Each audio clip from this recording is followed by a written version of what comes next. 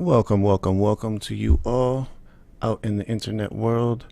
This is Nico from Unicorn Riot. We are going to be bringing you the afternoon session of day 6 of the Kim Potter trial. Kim Potter is facing 2 manslaughter charges for killing 20-year-old unarmed Daunte Wright during a traffic stop. She says she claimed to reach for her taser. She grabbed her gun and shot Daunte in the chest, killing him. We've seen, I think, 7 testimonies so far, ranging from Daunte's mother to Daunte's girlfriend to to people who were hit by the vehicle after Kim Potter shot Daunte, as well as a couple police officers involved. One officer, Lucky, yesterday, who was involved in a traffic stop, and then Officer Alan Salvosa this morning, before lunch break. So we will be continuing to follow what is happening here. Check out our Twitter feed in the meantime for some rapid tweets if you don't want to watch all of the proceedings. That is at Unicorn Riot Live. D from over in South Africa, where it's hot. It's hot out there right now in South Africa, is live tweeting for us this afternoon. So thank you, D. And thank you all for tuning in. Again, this is Unicorn Riot's coverage of the Kim Potter trial. You see the timer. The timer is set for 1:30, the time that the judge said that they would be back in. So we will see if that promptness will happen. Either way, we're here looking at the live feed, so we'll bring it to you all live. The audio is on in the courtroom as well, so if they start speaking, you will also hear them. So again, we are in the state. The prosecution is going with their case right now. Once the prosecution is done with calling its witnesses, then the defense has their ability to call their witnesses. The state's witness list is quite large. There's been, again, at least 7 people that have been called from it so far. If you want to know more information on the witness list, if you want to see the witness lists, check out our Kim Potter landing page that we had showed you earlier in the day, and we'll show you again a little bit later. The Kim Potter landing page, if you go to our website, unicornriot.ninja, and you go to Kim Potter's image up on the top, you will see the landing page. In the landing page, there's witness lists that has the defense and the prosecution, and they are purple because there's a link on them. And if you look into the link and you click on the prosecution, you will see that there's dozens of people on there listed as possible witnesses. You can also see that one of the witnesses that was on the list was Kenneth Lundgren, and Kenneth was the father of Denise, who we heard from, and the husband of Patricia, who we heard from earlier this morning. They both spoke about how Kenneth has now, his health has pretty much deteriorated since the accident. The accident being the accident after Kim Potter shot and killed Daunte. The car that Daunte was driving in smashed into another car, basically on the front side of it, causing injuries to multiple people. We heard from Daunte's girlfriend, who was in the car with them earlier this morning. A very emotional testimony. Spoke about the pain that she's now living with, emotional and physical. Mostly physical they focused on. Hello to you all in the chats. We have Twitter, YouTube, and Facebook live streaming, and we are back in court.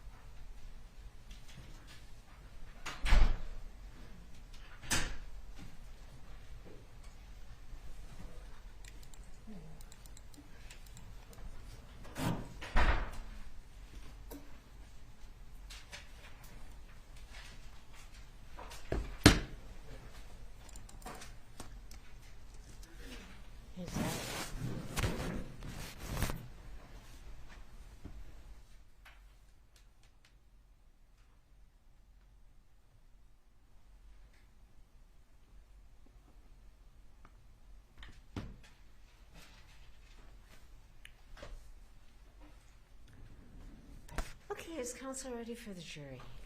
Yes, sir. All right. Thank you, Deputy.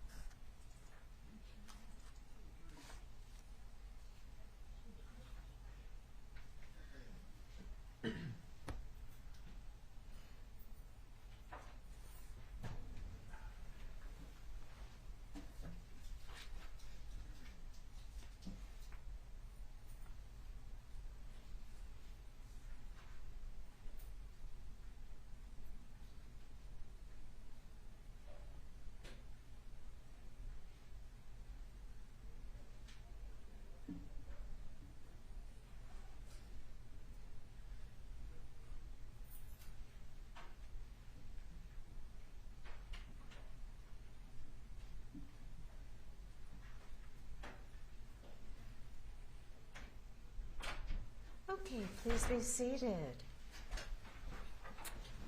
All right, the state may call its next witness. This time the state called Officer Dan Irish.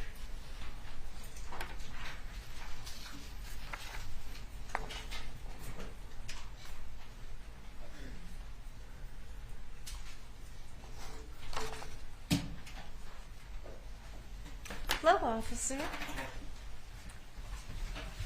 Please raise your right hand. Do you swear under penalty of perjury that you will truthfully testify in connection with this case? I do. Please take the witness stand, and then will you please remove your mask? Please state your full name and spell it. Daniel, D-A-N-I-E-L, middle name Lawrence, L-A-W-R-E-N-C-E, last name Irish, I-R-I-S-H. All right, officer, just a reminder, yes or no answers, no or Okay, if you don't understand a question, the question can be clarified for you. If an objection is made, stop talking and don't answer it unless I tell you to.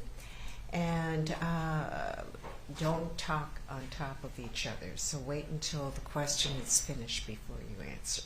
Yes, Your Honor. Right. Counsel? Could you state your occupation for the record? Police officer, What law enforcement agency are you with currently? the Champlin Police Department. How long have you been a police officer? About 19 and a half years. Is that dating all the way back to about January of 2003? Yes, sir, it is.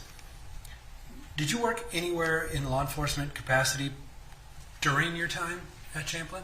Yes, I have. I worked for the Anoka County Sheriff's Office part-time in the Court Security Division. I've worked for the City of Dayton as a part-time police officer. I no longer work there. The City of Corcoran part-time as a police officer, and currently with Metro Transit Police as a police officer part-time. And you're a licensed peace officer? Yes, sir. And you take continuing education courses to maintain that license, correct? Yes, I do. And you're trained in responding to emergencies? Yes, I am. Do you have a specific assignment within the Champlin Police Department? Currently, I'm assigned to the patrol division as a patrol officer, working day shift, 7 a.m. to 5 p.m. When you're working on patrol in Champlin, are you equipped with body-worn camera? Yes, I am. Okay. Have you held any special assignments or duties during your career with Champlin? Yes, I'm currently a drug recognition expert, instructor, as well as a standardized field sobriety instructor. I'm on the West Metro Mobile Command Field Force. I was on the Anoka Hennepin Drug Task Force. I've been a use of force instructor, and that's about it. In your work with the West Command Mobile Field Force, have you encountered officers from other departments? Yes, I have. And have you encountered officers from the Brooklyn Center and Brooklyn Park Police Departments? Yes, I have. They're assigned to our platoon. It's Champlin, Brooklyn Park, Brooklyn Center, and Osseo. As a patrol officer, could you explain your duties? To patrol the city of Champlin, respond to 911 calls, be proactive with traffic stops and other responsibilities, assist with emergency calls as needed within neighboring jurisdictions. And do you travel in a marked squad? Yes, I do. And how many officers are typically in a squad car in Champlin? Just one. And you had alluded to the notion that you respond to emergency calls not only in Champlin. That's correct. Where else do you respond to emergencies? Neighboring agencies that are close by. Would those communities include Brooklyn Center? Yes, it would. Now, when you respond to an emergency in another city, what might your duties or responsibilities entail? It depends what is happening when I get there and where I'm needed and what kind of work needs to be done. Am I correct that in addition to being a patrol officer, you have been a field training officer for other officers in your department? Yes, I have. Could you explain how the field training program works in Champlin? In Champlin, the new hire goes through 4 phases of field training, and he's usually with a different officer on each phase. The phase can last anywhere up to a month. They drive, and the FTO sits in the passenger seat and helps guide them as a police officer, teach them about statutes and rights and policy and procedure and all that stuff. Does that require any special skills or training to be a field training officer? Yes, you attend a field training officer school, and then it also requires being a good officer and knowing the job and having some experience on. Describe how in a given day, how that given day may be different if you're functioning as a field training officer versus merely just being an officer if you're alone in the squad car. Being alone in the squad car, I'm responsible for myself. When I'm field training, I'm now responsible for that individual, making sure that proper policies and procedures are followed. When I'm alone, I make the decisions on where I'm going, where I'm going to turn, who I'm initially going to stop. When I have a field training officer or trainee, depending on the phase, kind of later phases, they have more latitude on what choices they get to make. In the earlier phases, they don't. How long have you been a field training officer? I believe since 2007. Now, when responding to emergency calls, have you ever needed to provide emergency medical aid? Yes, I have. I want to talk about your training and experience in that. As a 19-year police officer, could you describe your medical training for the jury? Yes, I am currently certified as a first responder in the state of Minnesota. And you've been certified as a first responder all the way back to 1999, haven't you? Yes, I have. And have you received special instruction from the U.S. Marshals on medical training? Yes, we had the U.S. Marshals come into the Champlin Police Department for our annual refresher, providing like a tactical medical training, medical response in kind of a tactical situation. Now, in terms of the medical interventions you're trained on, am I correct? You're obviously trained on how to check a pulse, That's correct. how to conduct CPR, Yes, sir. how to place a chest seal on a wound such as a gunshot wound, Yes, sir. how an AED or a defibrillator functions, Correct. how to apply and to administer a breathing device known as an ambu bag, Yes, sir. how to put on and how a Lucas device functions. Yes. Okay, we'll talk about some of those later. But how often have you had to utilize this degree of medical training as a police officer? I couldn't even count the number. At the Champlin Police Department, we respond to all medical calls that are dispatched to us. I don't know, I've probably... How about this? Would you agree that you have to utilize this degree of medical training multiple times per year? Yes, I'd agree with that. And am I correct that you've actually received 7 commendations or recognition for life-saving work in the field? Yes, that is correct. And could you describe what one of those awards means? It means that I saved somebody's life by providing some sort of act, whether it was CPR or whether it was dragging somebody from a house for carbon monoxide poisoning. But most of them, I believe, are CPR saves. Today I want to just discuss the events of April 11th, 2021. Do you recall that day? Yes, sir. Were you on duty? Yes, I was. And did you work your regular 7 a.m. to 5 p.m. shift that day? Yes, I did. At approximately 2 p.m., do you recall what you were doing? Coming back from the Hennepin County Jail Were to you the traveling city. in your squad car? Yes, sir, I was. If I interrupted, I apologize. Could you describe where you were driving about that time? Roughly 694 interchange. Okay. Did something occur at that time that attracted your attention? Yes. And what was that? It was on the Hennepin County East Main, or I think they call it Law 1 now. I heard 3200, which is the city of Brooklyn Center, call out shots fired. Shots fired. Better just back up to help everybody understand what are you listening to, what's the 3-2 main, help us understand what you're doing as you're driving back to Champlin at that time. Okay. Champlin Police Department is on what's called Hennepin Law 2, which is where I get dispatched on. But because I border the city of Brooklyn Park, I also listen to the Hennepin County East Main, or Law 1, where they're dispatched from. And Brooklyn Center's call number is 3200. And it could be 3200 all the way down to 3235, 38, whatever the case may be. Okay. So you heard on the Hennepin County East Main channel a call, and that specific information that you heard that occurred in Brooklyn Center was Shots fired. shots fired. Okay. When you get a call, when you hear about a shots fired call, what goes in your mind with regard to how you are going to respond? It's obviously an emergency call, and I'm going to respond lights and siren to the area and find out where I'm needed. And is that what you did in this case? That's correct. And did you get information about the specific location of the shots fired call? Yes, I did. Okay. And as you traveled to that area, did you get any other updates about what was going on? Yes, I heard a Brooklyn Center officer, Officer Salvosa, that I learned later, yelling on the radio that he had one at gunpoint. And did you arrive in the area that Officer Salvosa identified? Yes, I did. As I was arriving, I asked where I was needed, and whoever answered me said 63rd and Catherine. Okay. And so you ended up at 63rd and Catherine. That's correct. And what did you do when you arrived at that location? I got out of my squad car and I walked up to where all the other officers had already kind of mustered and were trying to devise a plan. Okay.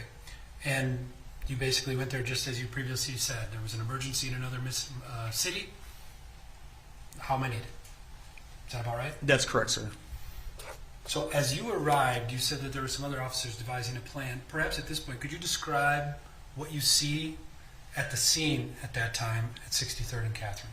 There was multiple squad cars on scene. There was one crashed, what I believe was either an SUV or a crossover, and then there was a white passenger car crashed up in the front and kind of by the corner and telephone pole maybe.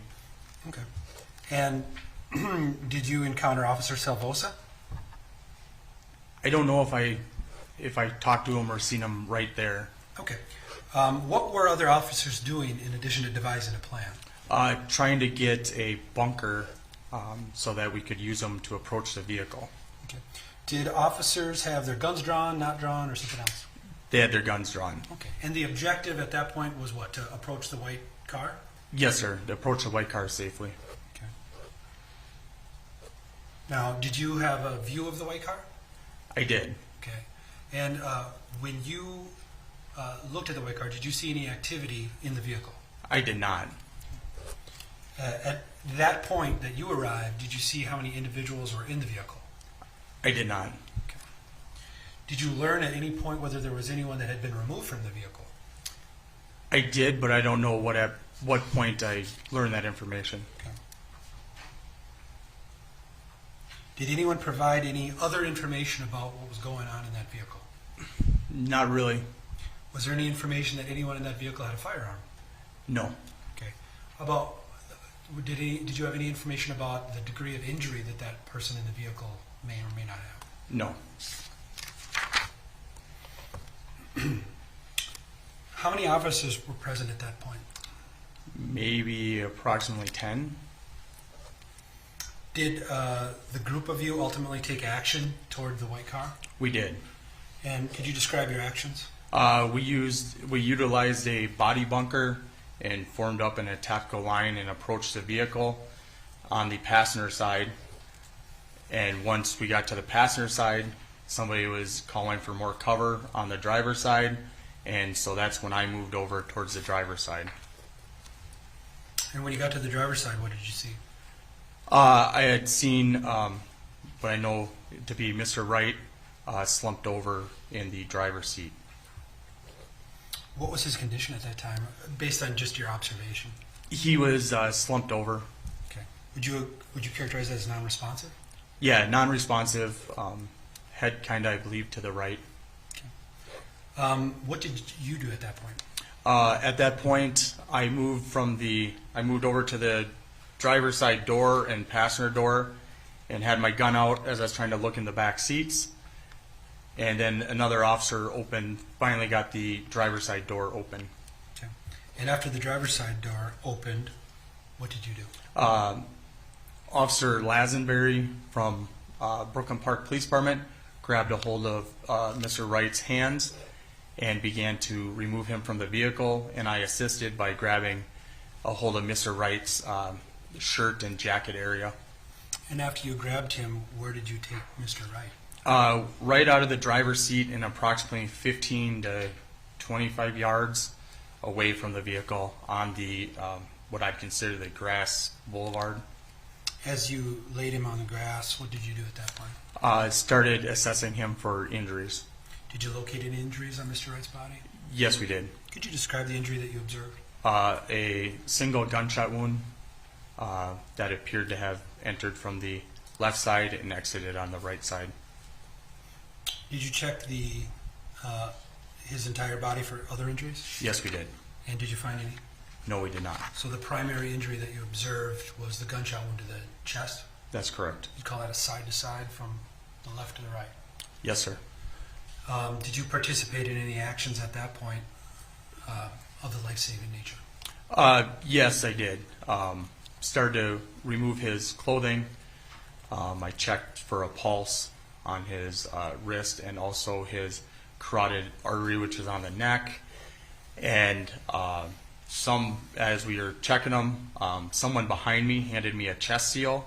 So I put the chest seal onto the exit wound. Can I pause just a second? Could you just describe what a chest seal is? A chest seal is you put on and it helps keep like your lung capacity and keep everything in there, and it kind of burps it out so you don't get collapsed lungs. Did you feel a pulse when you checked his pulse? I did not. Okay. After realizing that Mr. Wright did not have a pulse, did you take any other actions? Yes, we were calling for someone to give us a defibrillator, and at some point someone handed me their AED that they're commonly referred to. Okay, could you describe what an AED is? It's for cardiac patients typically. You open it up, it has a couple of electropads, you put one on the chest and one on the side, and you plug it in and turn it on, and it analyzes for heart rhythms and tells you if a shock is advised or to continue with CPR. And what happened when you hooked up the pads to Mr. Wright? It told us to continue with CPR or start CPR. And is that typical readout that AED gives you in a situation like this? Yes, depending on what the heart rhythm that it's detecting. If it detects a non-shockable rhythm, and then it advises you to start CPR. If it did register a shockable rhythm, what would you use the defibrillator for? To provide a shock. So because the AED or defibrillator informed you, just recommended to continue CPR, is that what occurred at the scene? That is correct. Did you perform that CPR? I assisted with it. I did not perform the chest compressions. That was done by other officers? Yes, sir. Okay. Were there any other life-saving measures attempted by you? Yes, I assisted with helping out with the oral airway. The oral airway is a plastic airway that's kind of at an angle, kind of like this, that you put in and you turn it around. It helps keep the tongue out of the back of the throat so that you can provide sufficient ventilation. And I assisted with keeping the head, neck, chin tilt, so it opens up the airway more, and I held on to the ambu bag to form a seal around Mr. Wright's mouth and chin, and so he could get adequate air from the ambu bag. During this time, were any paramedics on the scene? There was a paramedic that arrived. I don't know at what point they walked into the equation. Just in talking about your background, these decisions that had to get made to check pulse, start CPR, get the AED, get the chest seal on, these decisions which were all directed by law enforcement officers based on your training, correct? That's correct. And as to your observations, was everyone able to act in accordance with training? Yes, sir. Okay, but at some point you mentioned that paramedics did arrive? They did. And do you remember how many minutes into your efforts those paramedics arrived? I don't. It wasn't very long. Less than 5, I would say. Okay. What occurred when the paramedics arrived? I believe they initially checked the pulse and advised us to continue with CPR. Another paramedic, I believe, they have a much larger machine that checks the rhythm of the heart and does other medical stuff, and they call it 12 lead, and they started putting on the 12 lead stickers all over the body to check for a rhythm. These are just another whole set of leads that you would put on the body. Is that also basically another version of a defibrillator that if it advised a shock, they could have shocked, but if not, it just tells you to continue CPR? Yes, and it also shows on the display what the heart rhythm is and other things on that display that I don't. Sure, it's a more medical, it's something that the paramedics have, not you as an officer just has in the back trunk, Yes, right? yes, sir. Now, did CPR continue? It did. Was there any other additional intervention proposed at that time? Putting on what's called a Lucas device. Could you describe what a Lucas device is? A Lucas device is a device that assists paramedics and other first responders with CPR. It's you have a plastic backboard piece that you slide underneath somebody, and then the top piece clicks into that, and almost a suction cup type thing comes down onto the chest, and I believe it's fueled by or used by like compressed air, and you push start, and it gives the correct depth and rate for CPR. It's used for that, and also because CPR is very strenuous on people to continue for a long period of time. So it's a very large machine that could sort of replace officers' efforts to conduct CPR on a patient. That's correct. And did you ultimately complete installing the Lucas device on Mr. Wright? No, I believe we only got the backboard piece underneath him. And why was that? Because I believe we were directed to stop by one of the medics on scene. Do you recall why the paramedic directed you to stop? I don't recall the exact what they said. Yep.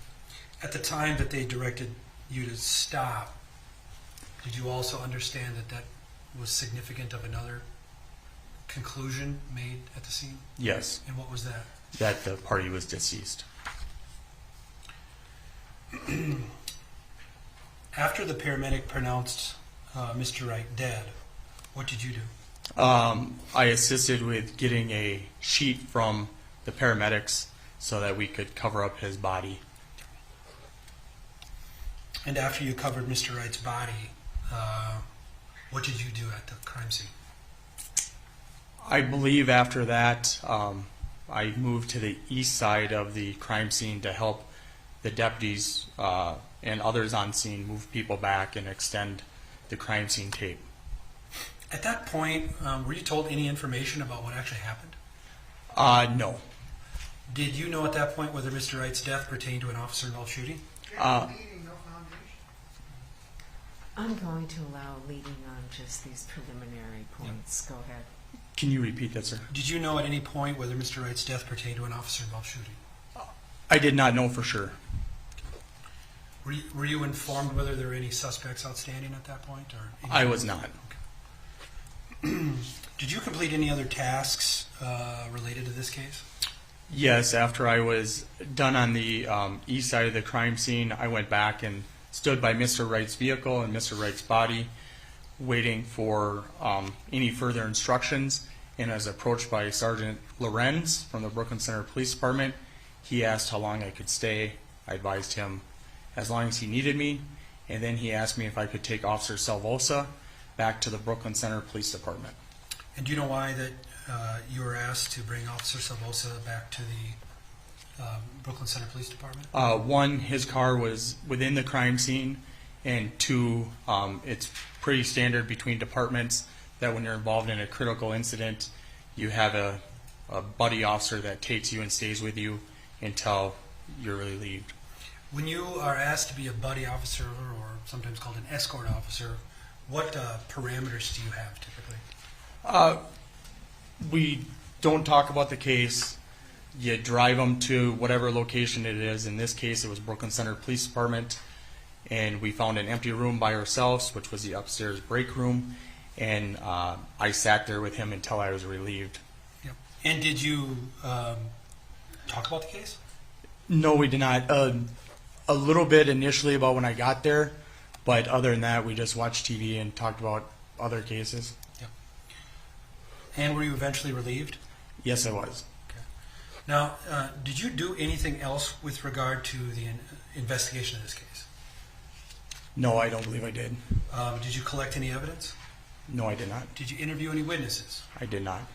Did you witness any of the events which led to Mr. Wright's death? I did not. Okay. Now, during your actions, were you wearing your body-worn camera? I was. Okay. And you know that it captured footage of the events that we've discussed this afternoon, correct? Correct. Okay. And you've had an opportunity to review that footage? Yes, sir. Okay. Your Honor, at this time, the state offers Exhibit 45. Any objection to Exhibit 45? There being no objection, Exhibit 45 will be admitted and you may publish. Thank you, Your Honor. Mr. Miller, put that up. If you could pause just at the beginning. Just trying to get bearings, Officer.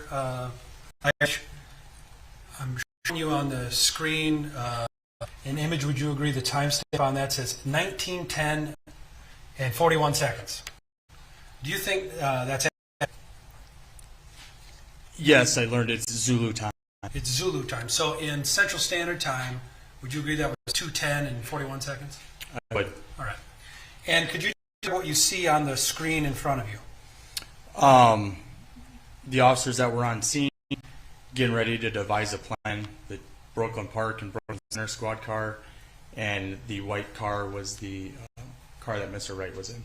Okay, so right in the middle of the screen here, you see like the back quarter panel. That's the white vehicle. Yes, sir.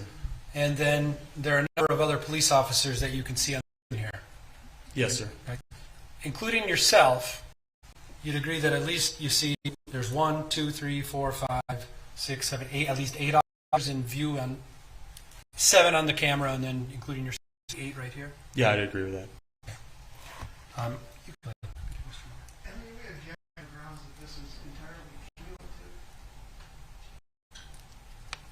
Do you want to do a sidebar, please?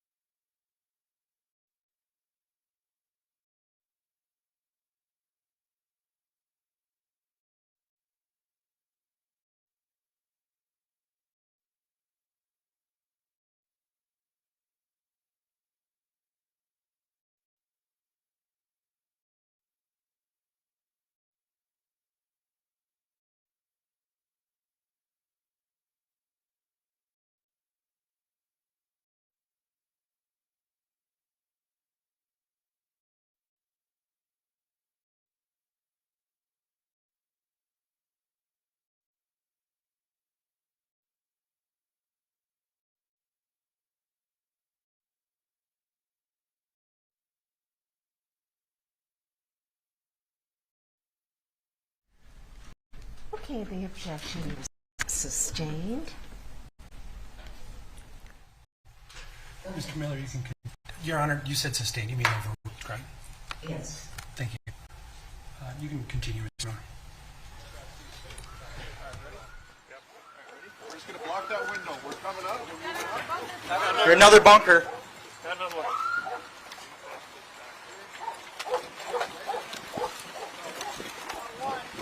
Alright, I got another one. Here, we got another bunker, Steve. Watch out. Nobody's in the back. Double check when nobody's in the back. Pull that door. Where do you want? The other side? Handgun? Nobody in the back. Just here.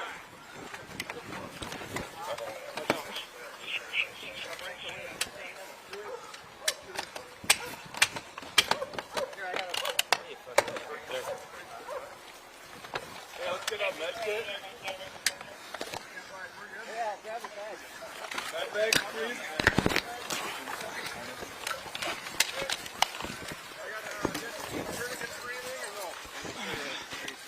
Yeah, got chest wound here. All right. And chest wound here. We got scissors. We need scissors.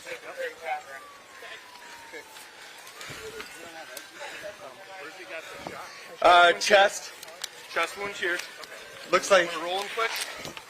I got nothing on the back. nothing. Nope.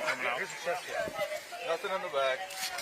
Okay. Oh, we got another one right there. No, that's in, that's out. You said gas. Wipe that out. In and out. I got a clear dressing. We're gonna gauze seal. Clear dressing. Yeah, wipe that out. You got. What's in? So in, out. Hold on, I'm gonna take it down.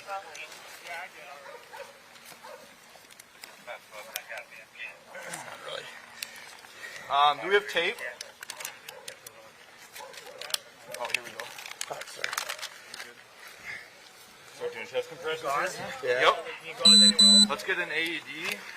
Where's that AED?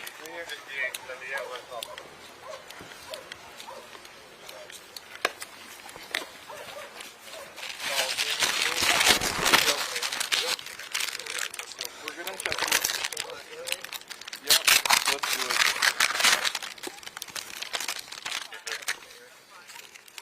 I wouldn't do CPR. Okay. I'll wait there.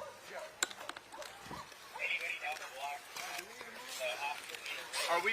Yeah, north, right here. That's perfect. Stand clear. Connect electrodes. Stand clear. Analyzing now. Stand clear. I believe wounds here, wounds there. No shock advised. No shock advised. Start CPR. I paused the video at 2:13 and 35 seconds, correct, officer? Yes, sir. There's an individual walked up who placed his hand on Mr. Wright's neck, correct? That's correct. Could you identify who you believe that is? I don't know who he is, but with his uniform walking up, it looks like a North paramedic. Okay, and what is he doing right now with regard to Mr. Wright's? Checking for a pulse on his neck. And you'd agree this is your body on camera, so it's showing what these hands out here that you can see in the video, those are your hands, correct? Yes, sir. And there was a device that you were manipulating in the video just in the last minute or two of this video, correct? That's correct. And is that the AED that you previously testified about? Exactly, object to that. He already testified to all this, now we're watching the film. Now he's narrating the film. All right. 403. Well, counsel, Yeah, I'm just yes, Your Honor. I understand that there's not supposed to be speaking objections. It has been talked about a couple times. all Thank right. you. And, all right, you know what my prior ruling was? Yes. All right. You can continue, Mr. Miller.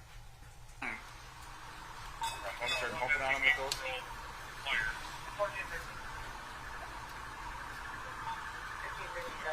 Was he responsive for you guys at all? No. We just pulled him out of the car like 3 minutes ago. He was in the back. He was like this the whole time? Yeah. 767, make it 100% or not.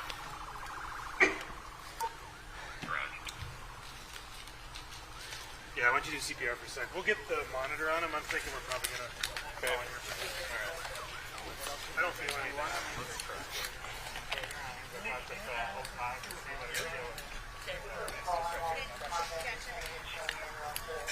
He was like this the whole time. Whole time? Okay. Can anybody tell me if he's the only one? So No, there's like 2 or 3 others, I think. You know who I can talk to? I have no idea, man. That's what I heard in the radio. Fit in ours. But It analyzed one to no shock no advice. shock advice Yep. ones? Yep. Justin, do you know those fit? Okay. Are you getting it? I see he's filling up on them. Okay, I got that airpiece in. All right. Is that? Oh, that's starting to come out. That's what we're thinking. Yep.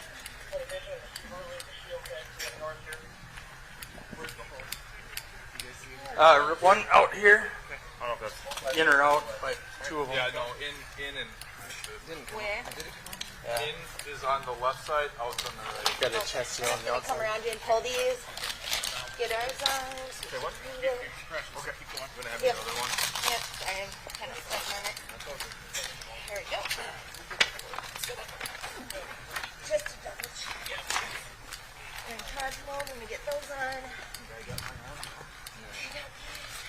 Let me know when you want to switch. Right? Yep. Put these 4 stickers on them as well. All right, we're doing compressions. Connect electrodes. Yeah, I'll take the lower. Go around. Connect electrodes. I come around to you. You got the top. Yep.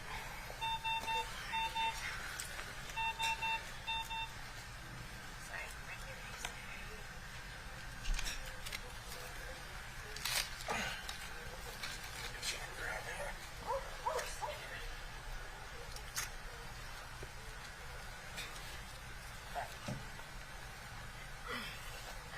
Tell me when you're ready, Phil. 1 second. You got the 4 on.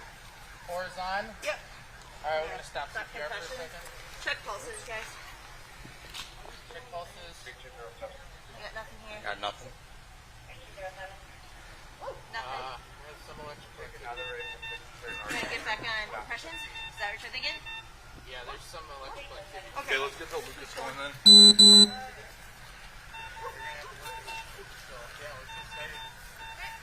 Get the Lucas on.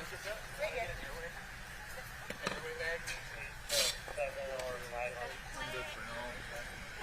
So he's PEA. Is that what we got? Yep. Yep. All right. It's an we're gonna OIS? get the back plate over here.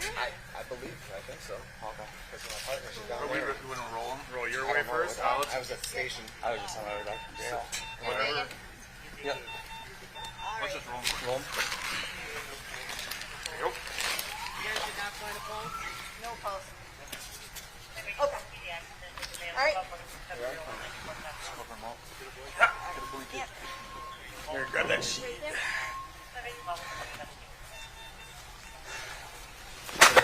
Pull leads for that. Lucas, back plate. There you go. This cover here. I mean, I felt for like 15 seconds. I didn't feel anything. You guys. We have another ambulance here. One for an officer that was injured. Huh? Good. Yeah.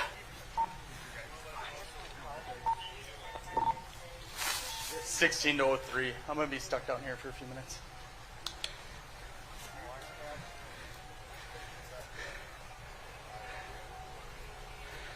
Yep, we did that.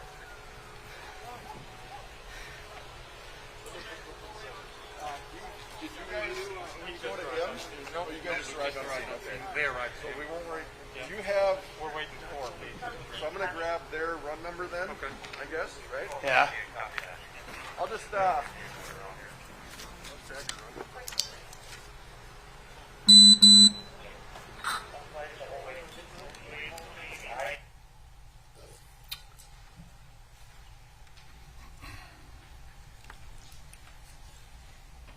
And the video concluded. Officer Irish, going back to April 11th, is it true that most officers on the scene were wearing body-worn cameras? Yes. And prior to today, did you have an opportunity to review some still images from other officers' body-worn cameras, which fairly and accurately capture images of your actions that day? Yes. Your Honor, at this time, the state is going to show the jury 7 still images, exhibits 46 through 52. Thank you, this would be Q. 403, Judge, to play on. All right, just a moment. Only one word objections, please sidebar.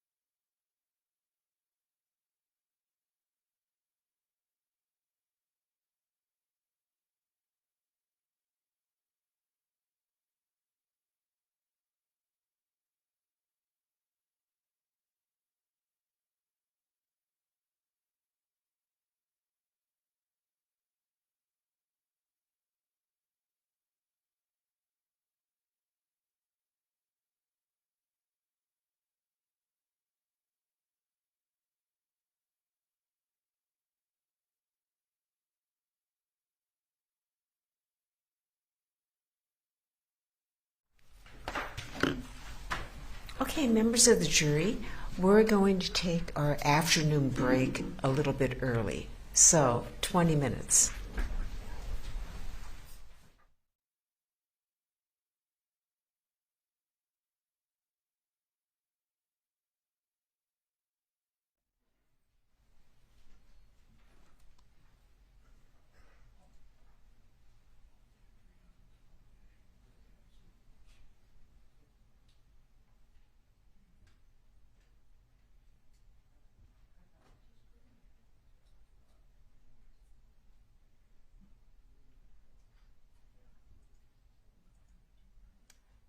Officer, you may step down. Thank you. Okay, counsel, I think the most efficient way to do this is to go in chamber so you can show me what you're proposing to show, okay?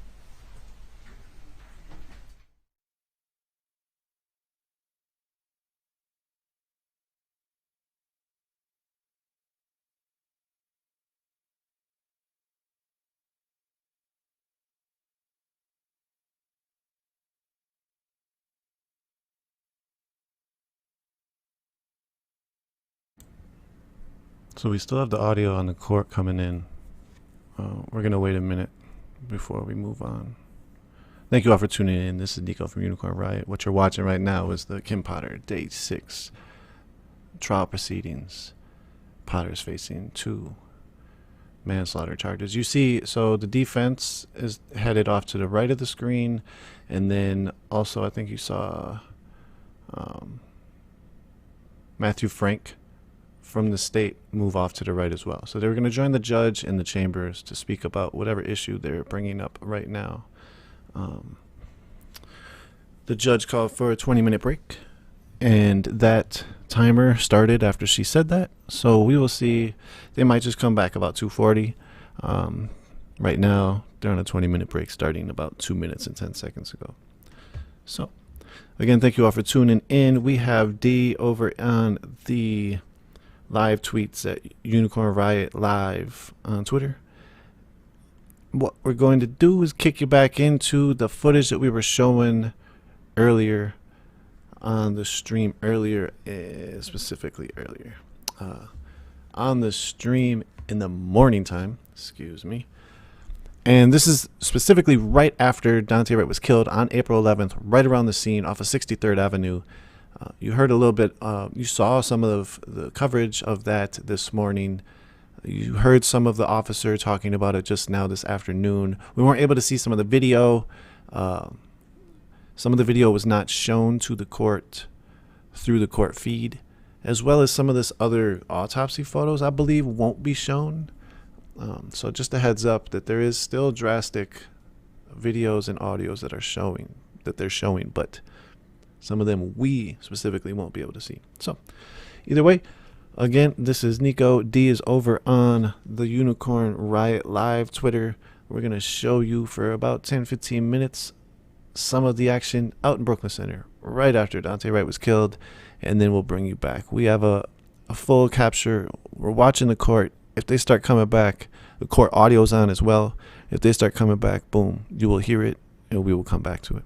So see you all soon.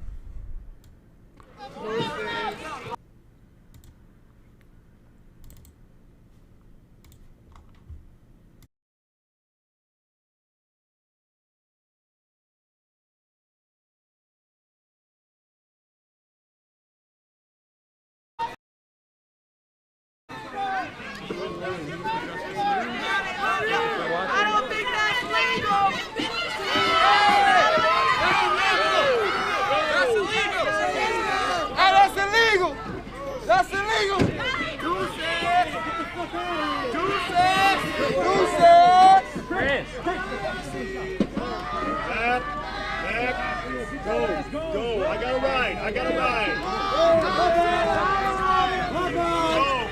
Up. Break that window. No! Get your head. Get the fuck out of here. Fuck you!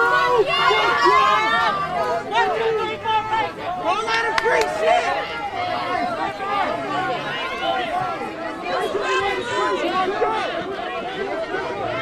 Let him out!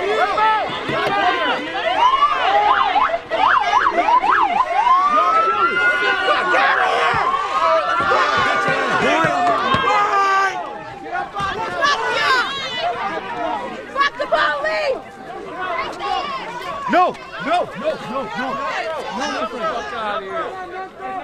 Get the fuck out of here! Fuck on 63rd, man!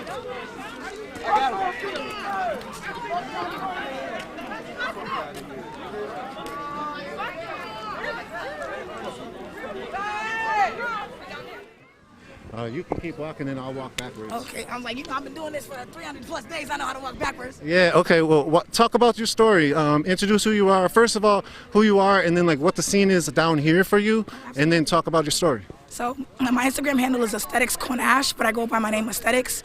I am a documentary filmmaker. I left my home May 29, 2020 in honor of George Floyd because I really was tired of hearing about fake news and I wanted to see what happened on myself. On my journey, I've been going to different cities and learning about people's stories, and now, just like today, how we were just celebrating Justin Tigan's life for Tashira, the time that the march started is the time that they shot Daunte Wright, which is crazy because literally every day we talk about we don't want to say another motherfucking name, and then we out here saying another fucking name, which is killing me. So hearing about his story literally broke my ass down to like molecules, because it's 20 years old, you have to understand. When we talk about Fred Hampton, when we talk about real revolutionaries, my man did not even think that he was gonna make a wave, but he is making a wave right now, and this is the shit that brings me to my knees. Because this is how we are here to change the narrative, because we're tired of cops killing us, and they wanna have the audacity to say that we savages. And this is why we're here, and luckily nothing bad has happened. It's a peaceful ass protest, I don't care what they try to tell you. But they are gonna stop killing us. Because if we don't see no justice, they're not gonna get any sleep. But unfortunately, the scene right now, tension, you cut that bitch with a knife. And I'm not gonna lie, I'm not gonna stop anybody from grieving the way they need to grieve. I'm tired of police officers killing us and then telling us to behave. So when I saw that police do not cross line was taken down and they pushed it back, that's what I'm talking about. This is what democracy looks like. Do we know if they keep marching, or you want to? Where are you going? I'll follow you for a second for this interview. Absolutely, okay. I'm following the crowd right now because that's how I usually do. And honestly, I've heard multiple sources in the crowd say they're going to loot and riot tonight, so I'm not even worried about when it's going to happen. It's more of where it's going to happen. And unfortunately, Minneapolis is going to burn, so I guess Brooklyn got to go too. But right now I see a lot of people that are coming back, and that's probably because they know they're walking straight into a kettle position. And I don't need to walk into my kettle position, but thank God my ride is right there. All right. You want to talk about your story a little bit? Maybe we can pull out to the side, let these cars go by. So you said basically almost coming up to 365 days soon. Yeah. You left your house and you've been on this mission. You talk about that, what you've gone through, what you've seen, and maybe where people can find what the documentation you've had is. It's on, everything is literally on my social media platform. That's why I get in a lot of trouble that I get into. But I feel like I started my journey in Oakland, California, and started going through the Bay Area down to SoCal. And then when I found my way into Seattle, Washington during the time of CHOP, that's when I was just like, oh my God, this is like a real thing. Unfortunately, we lost a comrade out there. Summer Taylor. They were unfortunately hit by a car by I want to call him an agitator, but people don't really know the real story. 2 hours prior to that, Officer Molly Clark, I should say, tried to run down the same group of protesters. These are the narratives that people don't know and don't hear, and this is the stuff that I have to document on my journey. And from leaving from Seattle, I've been all over, whether it's Louisville, Kentucky with the Breonna Taylor family, it's New York City, it's freaking Nashville. I mean, I've been to 19 different cities. I can't name them all, but it's just very difficult because everybody has a different story. And just like tonight, as we're on our way to one event, we hear about another. It just brings me back to Louisville, Kentucky, when we're out there for justice for Breonna Taylor and Travis Najee is killed. After his last Facebook post, it's all hands on deck, police officer involved shooting on this street. And as we're going to that shooting, another shooting happens and it's Travis's death. So I'm not playing a game out here, and it hurts, but I do hope that everybody knows that when we say we're boots on the ground, like we mean it. I look forward to when people come and give us food today like they did. Protest food is more than just pizza, y'all. We love the pizza fairy, but it's great when we get a home-cooked meal, and I appreciate that. And I'm not gonna cap, Minneapolis has been literally the best city I've come across. The way y'all hold it down, it's almost as if y'all been doing this for I don't know how many freaking long. It's crazy how many bodies have. Winter. Trying to be like you when I grow up, okay? But it's amazing how I've learned so much city to city, and ever since Floyd died, there's been over 400 plus people that have died in Minneapolis alone.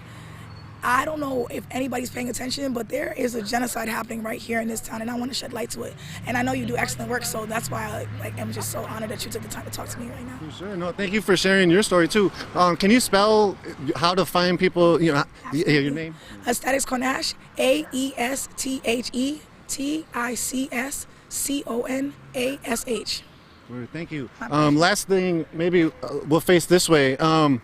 So you were downtown a lot during the Locks for Love protest and the occupation. Can you talk about that as well, if you would want to? I think they would hate me to talk about that because I'm not the public face. Look, let me tell y'all something. I love the allies. I love everything that y'all do. I appreciate what Kaya Hart started. Unfortunately, she couldn't finish it, and that's when I took it up. And I tell everybody, I'm not from this city. I don't have any children. I have no responsibility. I do plan on dying here. I don't want to, but I'm going to make sure that if I do, I stand up for what I mean. I just say Black Lives Matter. I mean that shit. So when we took over the protest, we're there every weekday from 9 a.m. to 9 p.m. and we take a weekend. We're on 38th in Chicago. This is what community looks like, and Kaya gave us that strength to continue that, and I appreciated her so freaking much.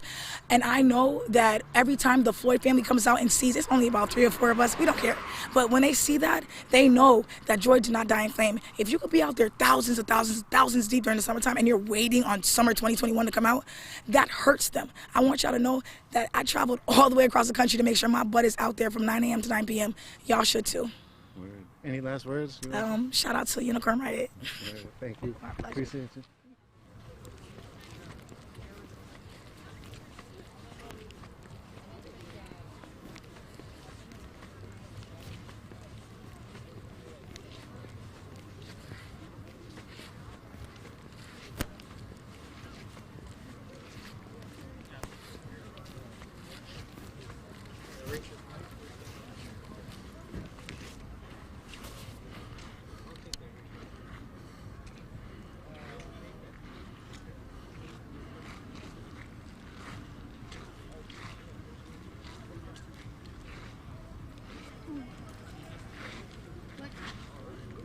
Justice for Daunte.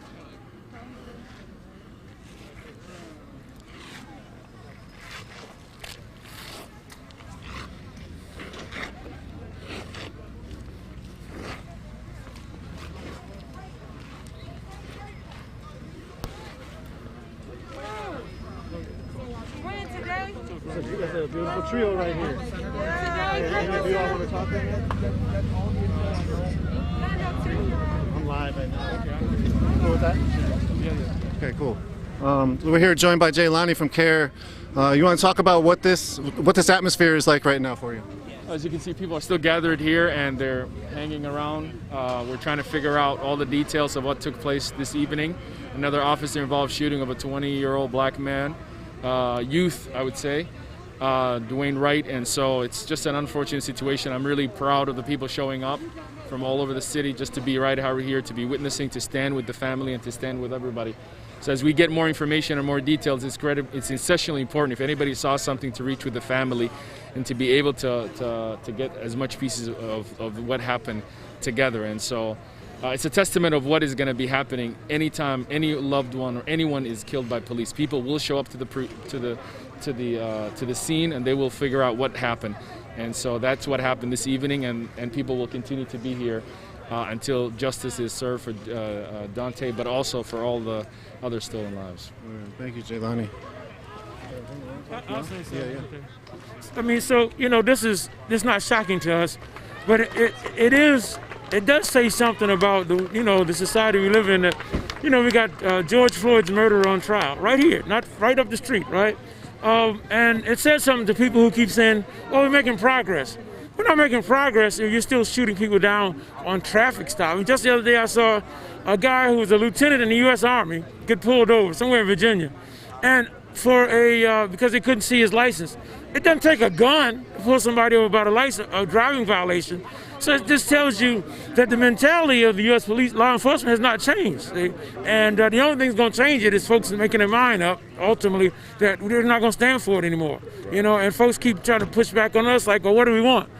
We just want to be able to do what everybody else could do. Walk down the street, breathe freely, drive without being harassed, drive without the fear of having our brains blown out, or being harassed, or dehumanized, or treated like less than a human being.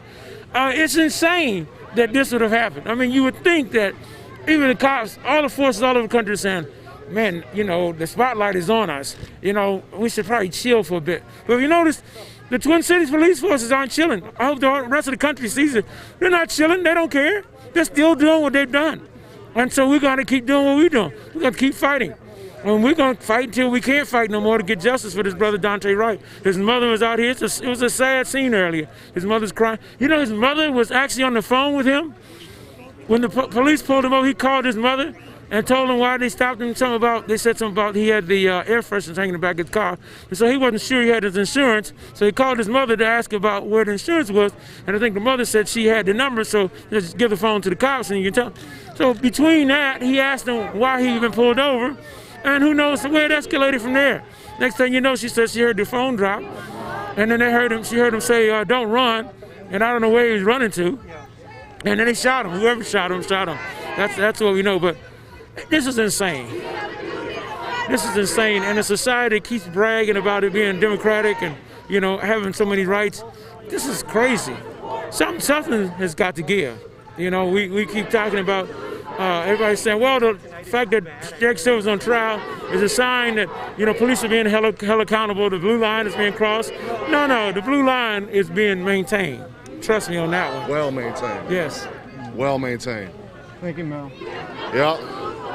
Yeah, Jonathan McClellan, well maintained. The blue line's continuing. Police accountability is far from being seen. What's happening here? This is exactly what they designed. Last week the Senate voted to try to get officers fired who were a part of white supremacy, and that was rejected by the Republican Senate. So this is exactly what they want. They want chaos. They want black people dead in these streets, and we ain't taking that shit no more. We're not. So expect us here for a while until they start doing the right thing, until they start passing this legislation to hold them officers accountable for killing us. We ain't going nowhere, and we gonna be out here. And then this is right. This was like the killing happened right around the time that the rally for Justin Teigen was happening. Can you talk about that? Just coming from another rally where a lot of families spoke, a lot of families are out here grieving and looking for police accountability for themselves, and then you have Daunte Wright getting killed just 20 minutes away. Right. Today was Justin Teigen's birthday, and while we're marching and in remembrance of Justin Teigen, we're hearing about what's happening here, and every time a murder or something, a shooting like this happens, it rips the wounds, and it's a fresh situation all over again, and we're tired of it. We're fed up. Anything else you'd want to say? I want to thank everybody for coming out. We're going to be here until it's done. We're going to keep on doing our work at the Capitol, and we're going to keep on trying to hold these officers and law enforcement accountable in the behind the scenes as well as out here too. But we need people to show up. Can you talk about, real quick, where can people find more information about the legislative pushes you're talking about? They can go to mncoalition.org. They can go to themjc.org. And those are the places that they can go. If they go to the mncoalition.org, they can sign up and see exactly what legislative initiatives that we're pushing, and they'll have an opportunity to sign up and put their name on some of those initiatives as well. Right. Hold on one second. Justice for Daunte Wright. All right. Yep. Thank you. Hey, you want to talk? You want to talk? Yep, I do. I'm Daunte's right little sister. They killed my brother for nothing. He had no weapons on him. I'm confused. Why do we keep living like this? Why do they keep killing us? I keep asking. Why I gotta live through, I gotta be scared too. Everybody gotta be scared. Cause look what they doing to us. This is too sad. I can't believe what the world has turned into. This is crazy. It's tiring. We're getting tired, but we gotta keep fighting till we get what we deserve. Can you talk about your brother? What do y'all wanna know? What kind of person was he? What's your favorite memories? He is so goofy. Like he just makes everybody happy. Like if you see anybody sad, he'll come to you and make you so happy. And that's just, they took my brother away from me. And y'all don't understand, like I'm so hurt. They really just took him. I still can't believe it. I still keep thinking I'm finna go home and see him. No, they took my brother from me. And it really hurts, it really does. When's the last time you saw him? The last time I saw him was a week ago. The last time I saw him, it was a week ago. Did you think it would be the last time? No, I never would think that. I always make sure, that's so crazy though, I just can't believe this. I really can't, but thank you. Thank you. Thank you for sharing. Yeah, I mean, I heard about it, and from the details that I've heard thus far, I think it's unfortunate that I believe it was a piece of object, a usual object that people have hanging from their mirror, was obstructing his view, or the police thought that it was obstructing his view, and they pulled him over for it. But the bottom line is nobody should come out dead from a situation like that. It sounds like he was on the phone with his mother, which adds another layer of poignantness to it. Yeah. Do you feel like there's any stopping to this? Well, I can only go off of what I've seen thus far, and clearly it hasn't stopped. We're just going to continue to come out here peacefully and state our case, not only to the police but to the public. We're in a suburb this time. It's Brooklyn Center, and we're here to tell folks that we're here. We're ready.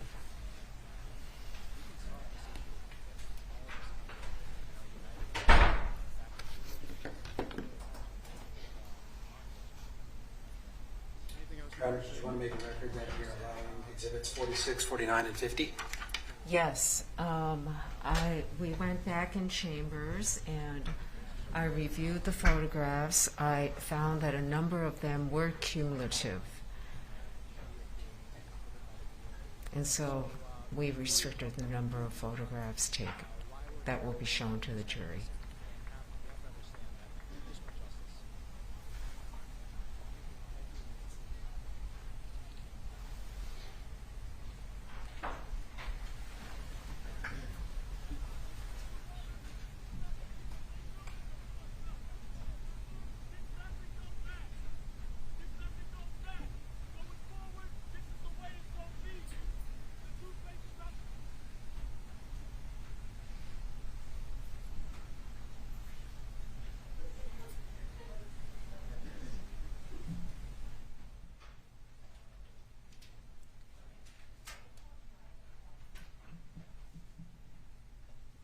right, please be seated. Okay, Mr. Larson, you may continue. Thank you, Your Honor. Officer Irish, you've previously testified about how you approached Mr. Wright's vehicle, and you testified that you saw Mr. Wright's body slumped. If you saw an image of his position, would you recognize it? Yes, I would. At this time, please show Exhibit 46. In Your Honor, the state offers Exhibit 46. I think, has the court received it? Well, is there any objection to 46? Okay. Number 46 will be admitted over defense objection. At this time, the state also offers Exhibits 49 and 50. Okay, and I'm going to allow those exhibits as well over defense objections. Thank you, Your Honor. You can now publish Exhibit 46.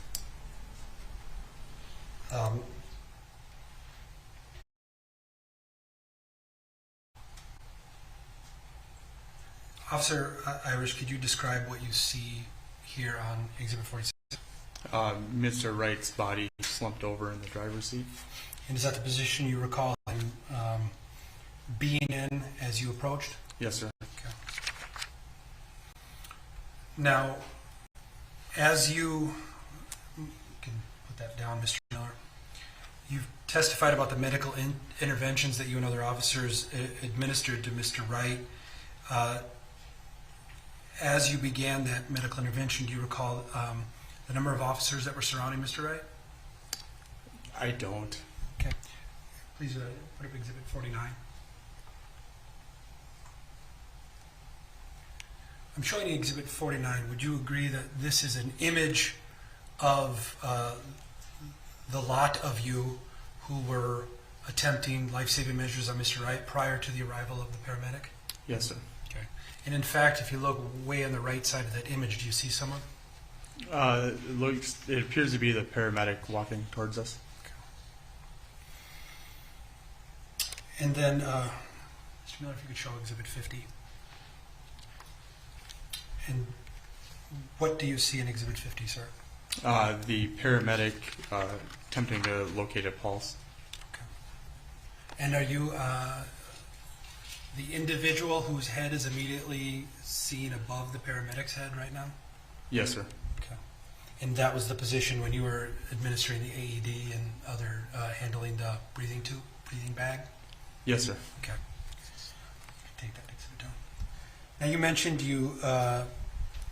I believe you mentioned that you left the scene at approximately 2:48 p.m. Around there, yes. Around about. And you completed no further work on the case after that in terms of scene investigation. That's correct. Okay. No further questions, John. All right, Cross.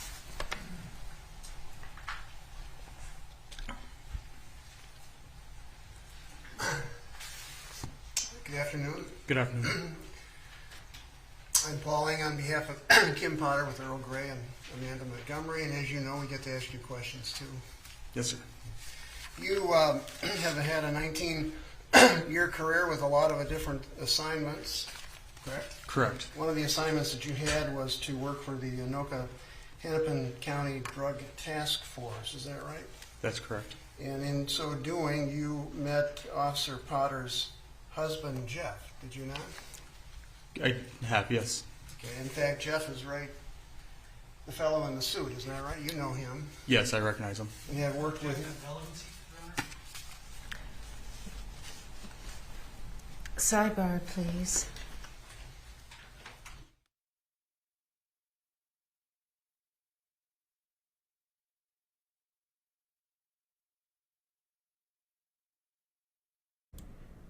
You hear Jeff Potter, Kim Potter's husband, I believe is an officer. He's also a taser trainer.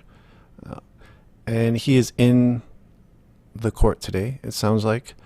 Defense attorney Paul Eng just was asking Officer Dan Irish from Champlin if he knew Jeff Potter and where he was in the courtroom type of thing. So that's what's happening right now. There's a sidebar discussing that.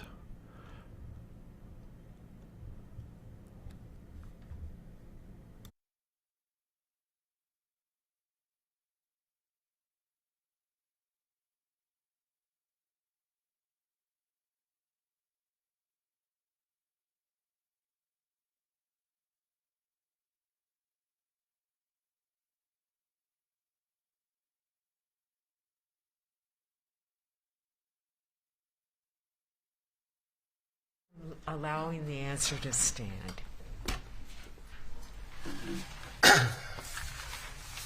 But in addition to being a member of the drug task warrant, isn't that right? That's correct. What you had done is arrest somebody, right? Yes, sir. Was it a traffic stop by chance, if you remember? I don't recall what this. Asking what a warrant is. Okay. Is there an objection? Relevancy? The objection is overruled.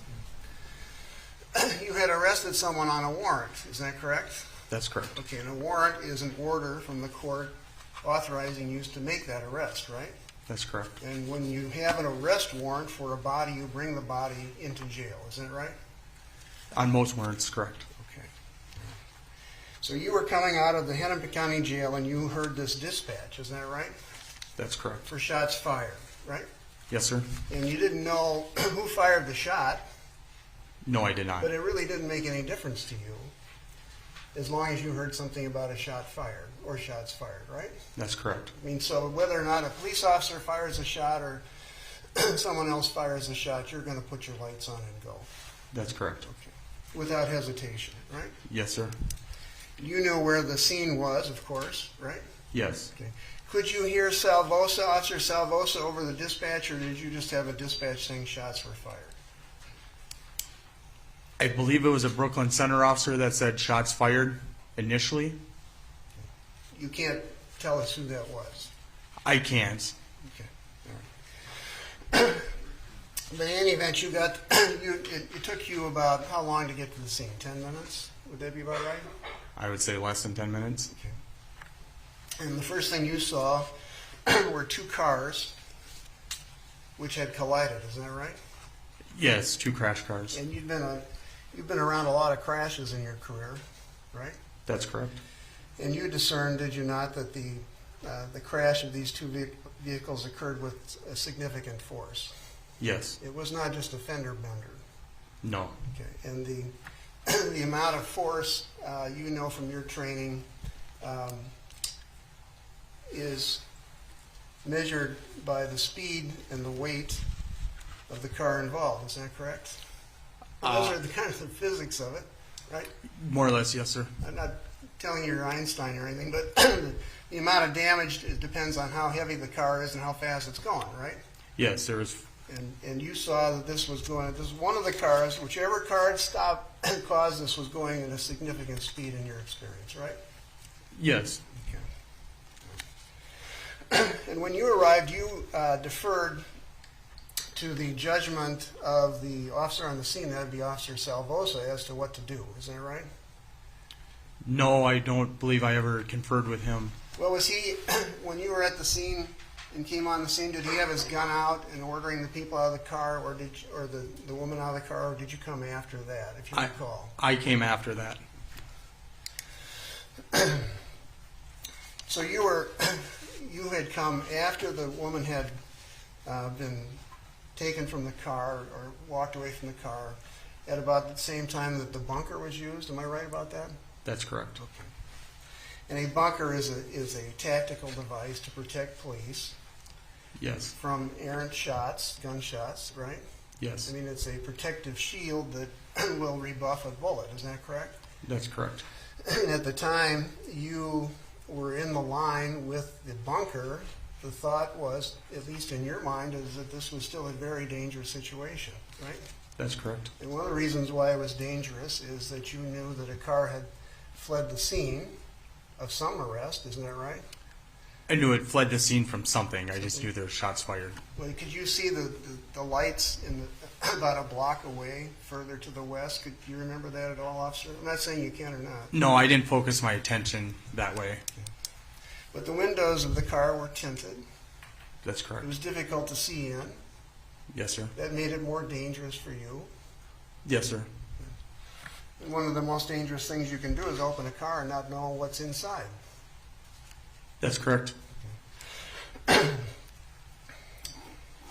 So you moved in with the with the bunker and finally opened the door. Is that right? Moved in with the bunker and then moved around to the driver's side of the car.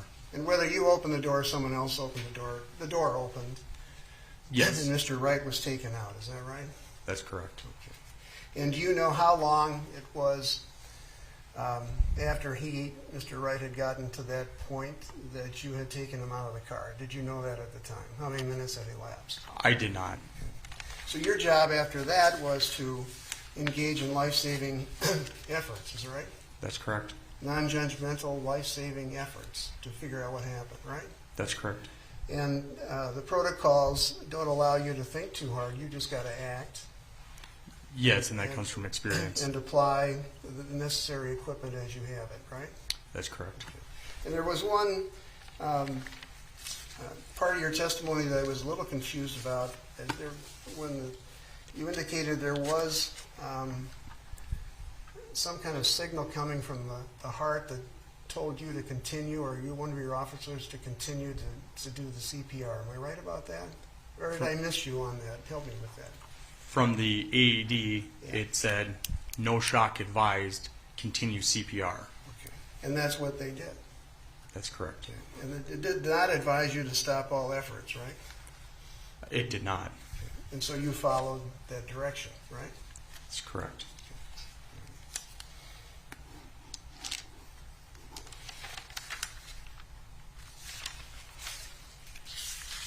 And you did everything that you possibly could. That's correct. To save his life. Yes, sir. Okay. Which is your charge, right? I'm sorry, what was Which that? is your charge. Yes. Okay. I had a couple more questions. When you arrive at a scene, someone tries to be in charge, right? Someone is in charge at some point, right? At some point, yes. And it is kind of rank-based. For example, if you have a sergeant on the scene, the sergeant would be more in charge than the patrol officer. And I say that in no disrespect, but that's just the ranking of how this works. Am I right? In most cases, yes. Okay. So if you had a scene with 2 patrol officers and 1 sergeant, it would be fair for you to assume that the sergeant would eventually take control of the scene. Yes, eventually. That's the protocol too. Generally, yes. Okay. And make the calls to dispatch, make the necessary alerts on what's going on. Yeah, some of the communications. But it would go to the higher officer. The communications? Yeah. Not necessarily. I can talk on my radio as I see fit. But if the officer, I mean, if there are 2 officers on the scene and the third is a sergeant, the sergeant certainly has discretion to take control and make the dispatches. Correct? Absolutely. Okay. No further questions.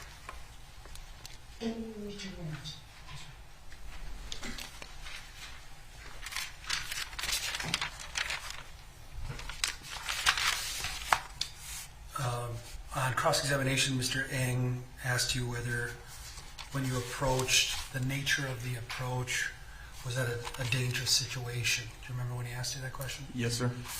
Would you agree that the nature of their approach is sometimes based on what you don't know? Yes. Not that you knew there was danger, but that you didn't have information about what was afoot. The objection is sustained. Did you have information at the scene which allowed you to independently conclude that the scene was dangerous? Yes, that there were shots fired. That there was a shot fired? Yes. What about the individuals in the vehicle? I didn't know anything about the individuals in the vehicle. Mr. Eng asked you about sort of the advisories that the AED machine gives you. Could you list the advisories that the AED machine may give you when you hook it up and turn it on with an individual? All AEDs are set up so that a lay person that's never used them can plug in the pads and start CPR. It tells you to place pads on patient. It tells you to keep your hands off patient while the machine's analyzing. It tells you that no shock is advised, continue CPR. It will also tell you stand clear from the patient. And you stand clear from the patient, make sure everyone's clear, and it'll tell you to deliver a shock. Those are most of the commands that I believe that an AED will give you. Okay. So when the AED advised you to continue CPR, it was telling you that there wasn't a chargeable rhythm? That there wasn't a shockable rhythm. Shockable rhythm. And it isn't, let me clarify, is there any report that the AED would give you that it ain't even worth CPR? The objection is sustained. So again, you testified that it's stand clear or no shockable rhythm, continue CPR. Yes. No further questions. Any further ones?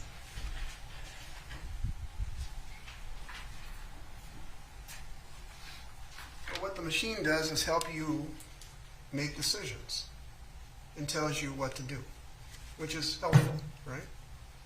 Yeah, but if I didn't have the machine, I would still make the decision to do CPR if I didn't have a pulse. But it was helpful to have it, obviously. Yeah, absolutely. And that's the reason you use it. That's correct. Anything further? Okay. Thank you. You may sit down.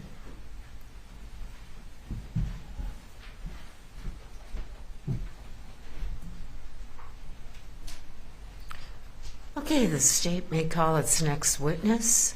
Your Honor, at this time, the state calls Officer Jeff Summers.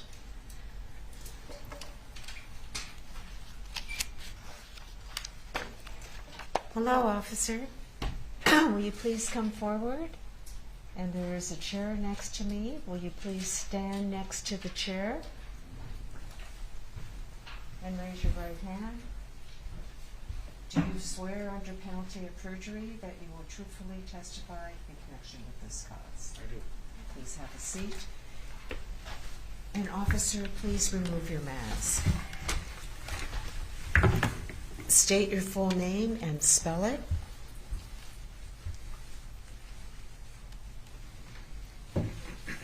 Oh, sorry. State your full name and spell it.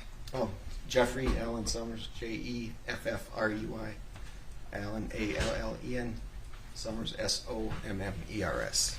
Couple of reminders. The court reporter is taking down everything that's being said. Answer with a yes or no. Don't say uh-huh or uh-uh. Okay? If you don't understand a question, let the lawyer know. If an objection is made, stop talking immediately and don't answer the question unless I tell you to. And only one person can talk at a time. So wait until the question's finished before you start answering. Right? Counsel? Could you state your occupation for the record? I'm a police officer with Brooklyn Center Police.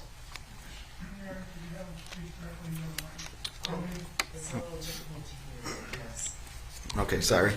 Police officer with the City of Brooklyn Center. Now, you began your career as a police officer in 2008, correct? Correct. And that was with the Anoka City Police Department? Yes. And then in 2010, you continued your law enforcement career with the Brooklyn Center Police Department? Correct.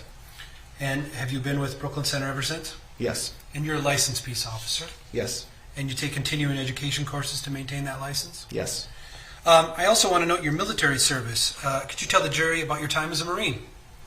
Yes. I did 4 years initial, then I joined the reserves and just retired back in March of this year. So I did 29 years. Thank you for your service. Do you have a specific assignment within the Brooklyn Center Police Department? Yes, I'm assigned to the patrol division. Okay. And when you work patrol, are you equipped with body-worn camera? I am. And as a patrol officer, am I correct that you respond to 911 calls? You also do some directed patrol? Yes, that's correct. And as a patrol officer and as a Marine, am I correct that you have substantial emergency medical training? Yes, I do. And are you a certified first responder? Yes. And have you utilized your first responder training as a police officer? Yes, I have.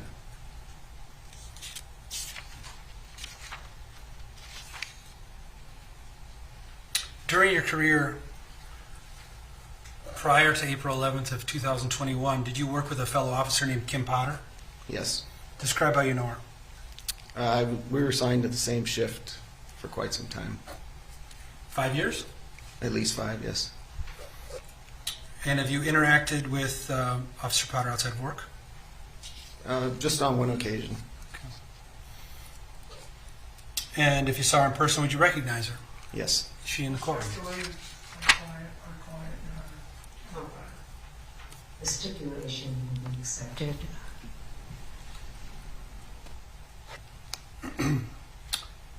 Are you familiar with Sergeant Michael Johnson? I am. And how long have you known Sergeant Johnson? Since I started at the Brooklyn Center Police Department. Am I correct? He's been your patrol sergeant for 4 or 5 years as well? Yes. I want to discuss the events of April 11th, 2021 today. Do you recall that day? I do. And were you on duty that day? I was. What was your shift? Started at 6 a.m. and was supposed to go to 6 p.m. Okay. At 2 p.m., do you recall where you were? I do. Where were you? I was in the report writing room at the police department. Did you receive any communication from any fellow officers at that time that attracted your attention? I initially heard a traffic stop called out by Officer Lucky, at which point he immediately asked for a second car. Okay. Did you respond at that time, just to that information? I didn't at that point because some other officers who were closer answered up. Okay. Did you receive additional communication? I did. And what was that communication? There was a shots fired. Okay. Did you respond to a shots fired call? I did. Okay. And how did you respond? Well, I ran to my squad car and activated my lights and sirens and went immediately there. And as you were driving to the scene, did you get any updates as to what was going on? I did. And what were those updates? The radio transmission came across that there was a vehicle had crashed and that Officer Salvosa stated that he was out of his car and had one at gunpoint. As you were driving to the scene, what role did you anticipate playing at the scene? At that point, I didn't know because all I know that there were shots fired and that there was a crash, so there's a lot of unknowns at that time. And did you arrive in that area where Officer Salvosa was? I did. And would you agree that was the intersection of 63rd and Catherine? Yes, it was. How long did it take you to get there? Probably 3 to 4 minutes, I'm guessing. I can't recall exactly. As you arrived, was your body-worn camera activated? It was. And did it capture footage of your actions that day? Yes. Okay. Well, at this time, Your Honor, the state is going to offer Exhibit 54, Officer Summers' body-worn camera, which captures his actions that upon arrival. Is there any objection to Exhibit 54? Addresses the removal of Mr. Wright's body. All right. The objection is overruled. You may show the video. Thank you, Your Honor. And 54 will be admitted.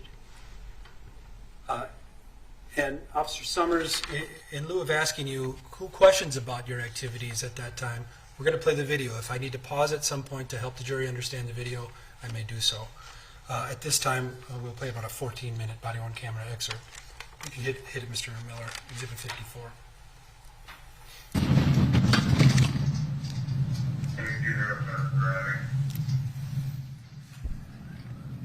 Your incident has been updated.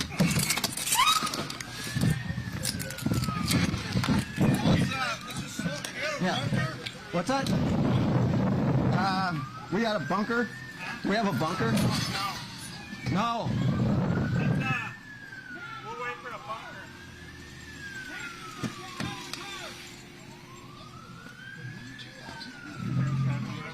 out of the car! Get out of the car so we can take care of him! Get out of the car, yes, you! Get out of the car so we can help him! She doesn't want to leave him.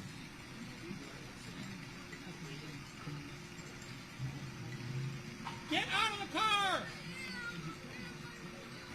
Let's grab a bunker if you got one. You got a bunker?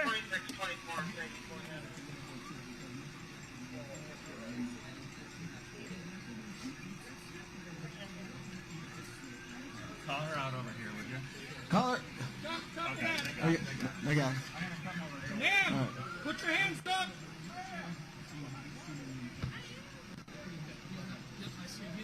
Yeah, he's back. Just two. Two more in it. There's one in the back. You got it forwarded? All right. Let's have you guys come up from behind then. There's one still. He's not breathing. All right. I can't see the back seat. The back seat possibly has a passenger. And look. Moving around. I see. And look, is there anybody in the back? It's hard to tell, huh? I don't see anybody, no. There's- Just laying down. Yep. I'm in no rush. Someone go check out that car and sit there, okay? Which car? Oh, that.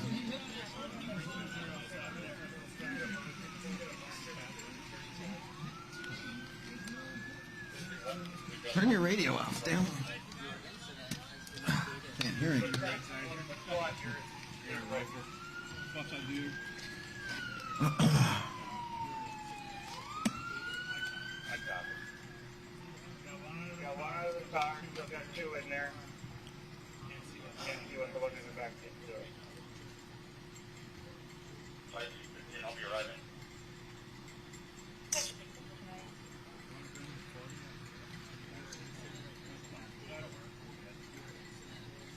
Stand back!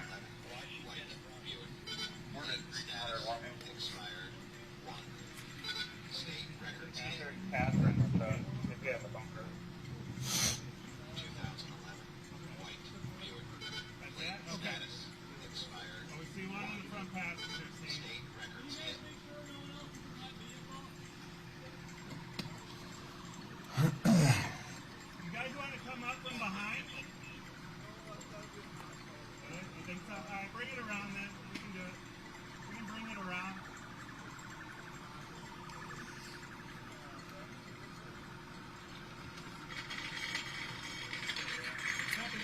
Jesus, I think it's fine. You guys been seeing the guy in the back moving around? No. We just know there's a backseat passenger. And I can't tell if that's a person or not. The female got out and I don't know what she said. So. Hey Al, is there another person in the back or no? No, no. It's just the driver right now that we. Yeah, that's all I can see. Okay. She didn't say there was anyone else? She doesn't say there's anyone else. I couldn't really see because she was moving around so much. All right.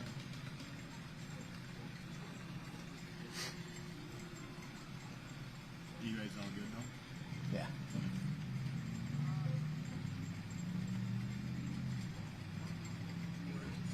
Paramedic Johnson, 8A. Be there in about 1 minute. Coming. Wait a minute.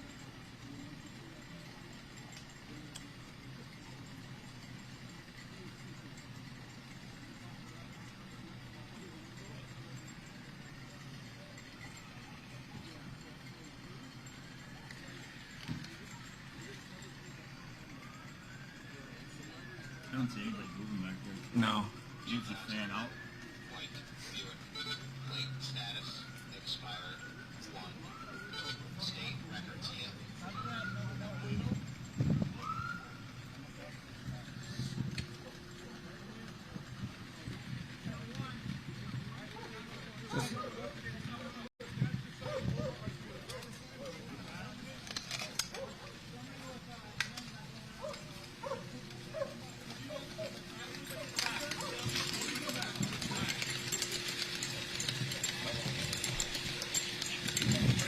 Here, I got a. Here, I got a. Oh, you got it. Yeah, let's get up med kit. Hey, Al, grab a bag. I'll grab the bag.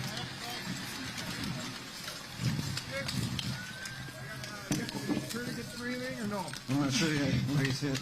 Yep. Oh. Here. Alright. Scissors, everybody got scissors? We don't have exit, do we? No. Where's he got the shot? Right there in the chest. Got a bandage on there? Oh. There you go. What's that? No one else can. We've played the video a number of minutes. Let's take a breath for a second. Officer Summers, would you agree that, let me ask again, could you describe the first 6 minutes of the video we've just seen? Do those describe your actions at the scene that day? Yes. So when we got there, while I was en route, like I said, that we got word that the vehicle had crashed. So as I got there, I saw Officer Selvos' squad car, and he was outside of his vehicle with his gun drawn, and I parked directly to the side and behind him, and then made my way up to his car. And at that point, like I said, there was a lot of unknowns. All we knew that was shots were fired. We don't know by who. We didn't know who had firearms at that point, or anybody had been hit at that point either. So that's why it took us a while to get up there and clear the car, because they wanted to get a bunker there. So we had to assume that there may have been a firearm in the car. That's why there was those precautions were taken. Right. The video also showed pardon me, do you know the identity of the individual who was pulled from the car eventually? Eventually, yes. And was that person identified as Daunte Wright? Yes. Okay. And the portion of the video we just saw was Mr. Wright being taken out of that vehicle and placed on the ground? Yes. And you participated in the life-saving measures at that point, correct? I did. Okay. And right as I paused this video at 2:12 and 7 seconds, it appeared that you were digging into a bag. Could you describe what you were looking for in that bag, and then we'll hit play again? Yes, that's the medical bag. It's got various first aid equipment. It's got an oxygen tank. I was looking for the bag valve mask, it's called. It's what you use to help the party breathe. Okay. And then I was also looking for an airway too. Okay. And an airway just makes sure that pathway is... It opens up so you can get air into the lungs. Thank you. You can hit play again, Mr. I got a clear dressing. 5133. Let's clear these one north radio. I'm at level 65. Clear dressing? He doesn't have an exit. Yes, please. So in, out. Hold on, let's take the gun. Yeah, I did. All right. We don't have any.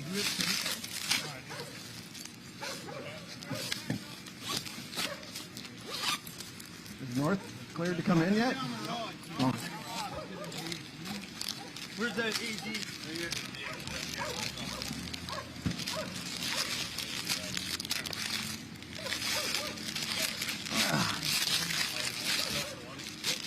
Here's it. You guys want an airway?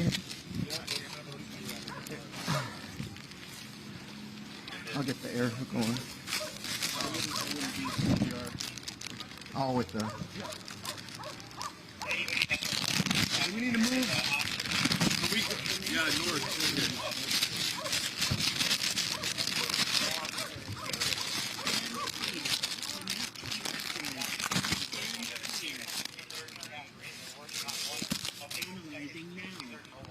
Is this the only one? Yeah. Yeah, I believe in it. Just want to backboard and get him on the river. No sacrifice.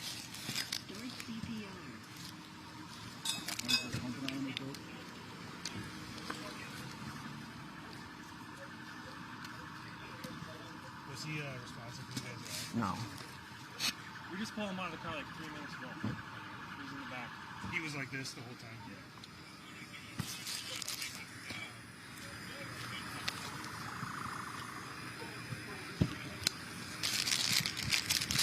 Yeah, let's keep him for a sec. We'll get the monitor on him. Sidebar.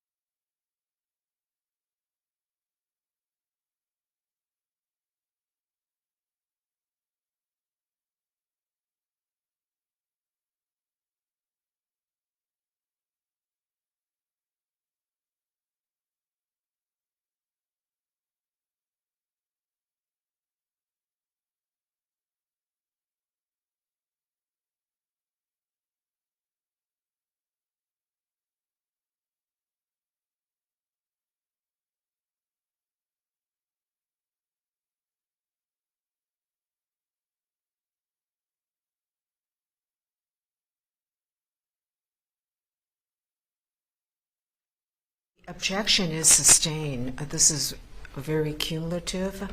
I'll allow you to finish up with a testimony concerning what this witness did, but we don't need to show any more video. Officer Summers, we stopped that video as the paramedics arrived. Could you describe what occurred after that moment? Well, I got the oxygen hooked up, started administering the breaths, and they began chest compressions. Oh, I said that I started administering the oxygen, and then chest compressions had begun. Ultimately, as those efforts continued, did the paramedics assess whether there was any chargeable pulse? They did. And ultimately, did the paramedics pronounce Mr. Wright dead? Yes. After the paramedics pronounced Mr. Wright dead, what did they do? The paramedics cleared the scene, I believe. Pardon me, what did you do? Oh, what did I do? At that point, I grabbed the oxygen bag, loaded it back into the back of the vehicle that it came from, and at that point, I believe Officer Salvosa and I were tasked to stay with the mother and father who arrived on scene. Okay. Prior to speaking to the mother and father of Mr. Wright, were you told any information about what happened that led to his death? No.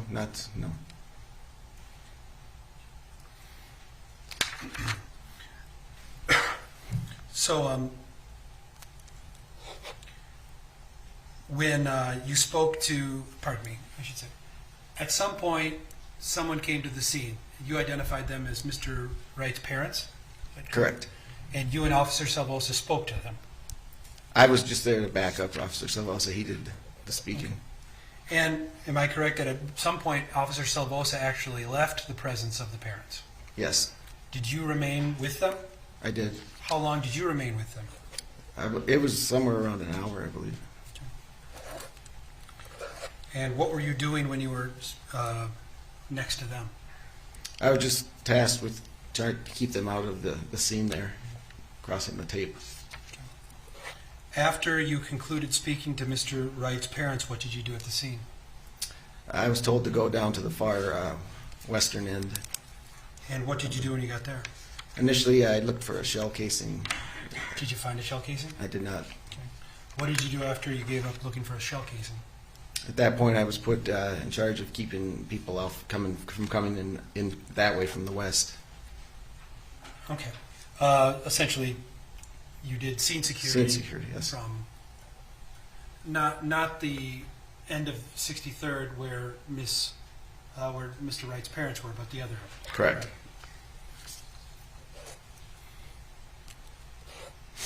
And how long did you provide scene security? That was for a number of hours, actually. Don't recall how many, but it was quite a while. Do you recall whether any other agencies came to that location while you were conducting scene security? There was several. What other agencies came? I believe it was Crystal and Brooklyn Park. I'm sorry. Did the BCA come? They did eventually, yes. Did the Hennepin County Medical Examiner come? Yes. Did you have any direct interaction with anyone from the BCA? Just limited words. I just told them that I had looked for a shell casing and couldn't find one. Okay. Do you know who from the Brooklyn Center Police Department had interaction with members of the BCA? Specifically, no.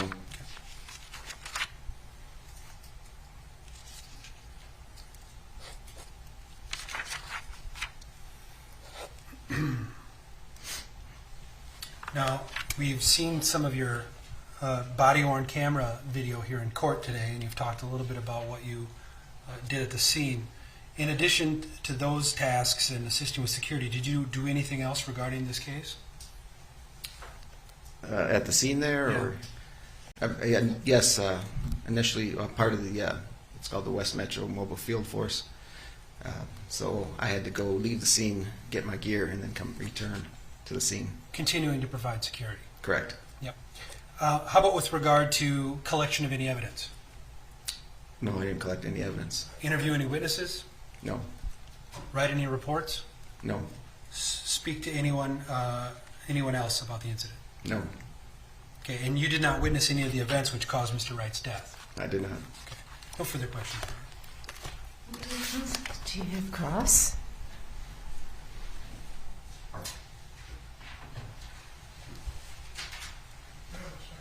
Yes.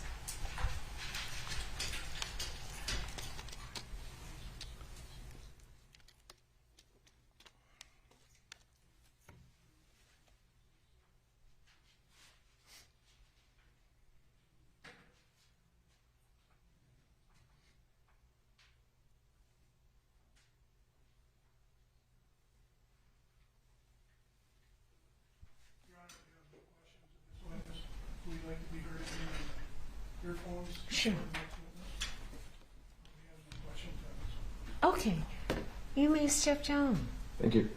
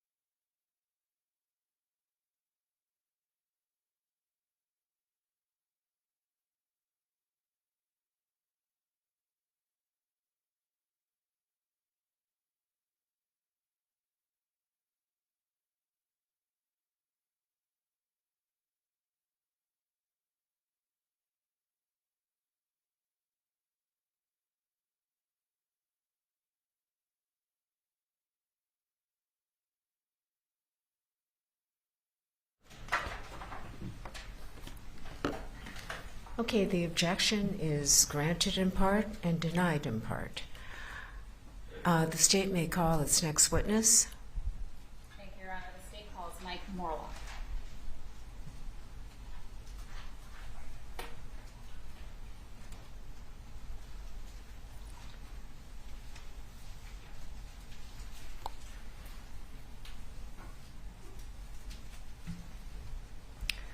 Okay, please come forward.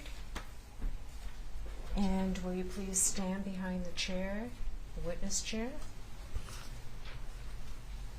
And raise your right hand. Do you swear under penalty of perjury that you will truthfully testify in connection with this cause? That's right. Please take the witness chair and remove your mask and state your full name for the record. Michael Henry Morlock. And will you please spell it? Spell it? My last name Morlock is M-O-R-E-L-O-C-K. The first name is Michael, M-I-C-H-A-E-L. The middle name is Henry, H-E-N-R-Y. All right, the rules to testify are that you have to answer with a yes or a no instead of shaking your head. Because the court reporter is taking things down, don't say uh-huh and uh-uh. If you don't understand a question, ask for clarification. If an objection is made, stop talking. Don't answer the question unless I tell you to. All right? And only one person can talk at a time, so wait until the question's finished before you answer. Understood. Okay. Counsel? Oh, yes. I was going to ask that. Do I need to be closer? Yes. Is that better? Thank you, Your Honor. Good afternoon, Mr. Morlock. Afternoon. Could you tell the jury where you work, please? I work for North Memorial Ambulance in our Metro Division, which is covering northern Hennepin County. What is your job title? My job title is Ambulance Operations Supervisor. And how long have you been in the position as a supervisor? About 3.5 years. And did you have another role before that? I was a paramedic with North Memorial as just a regular street paramedic for 911 calls, a field training officer. And for a period of time of maybe about 2 years before I was a supervisor, I worked as a flight paramedic on a helicopter.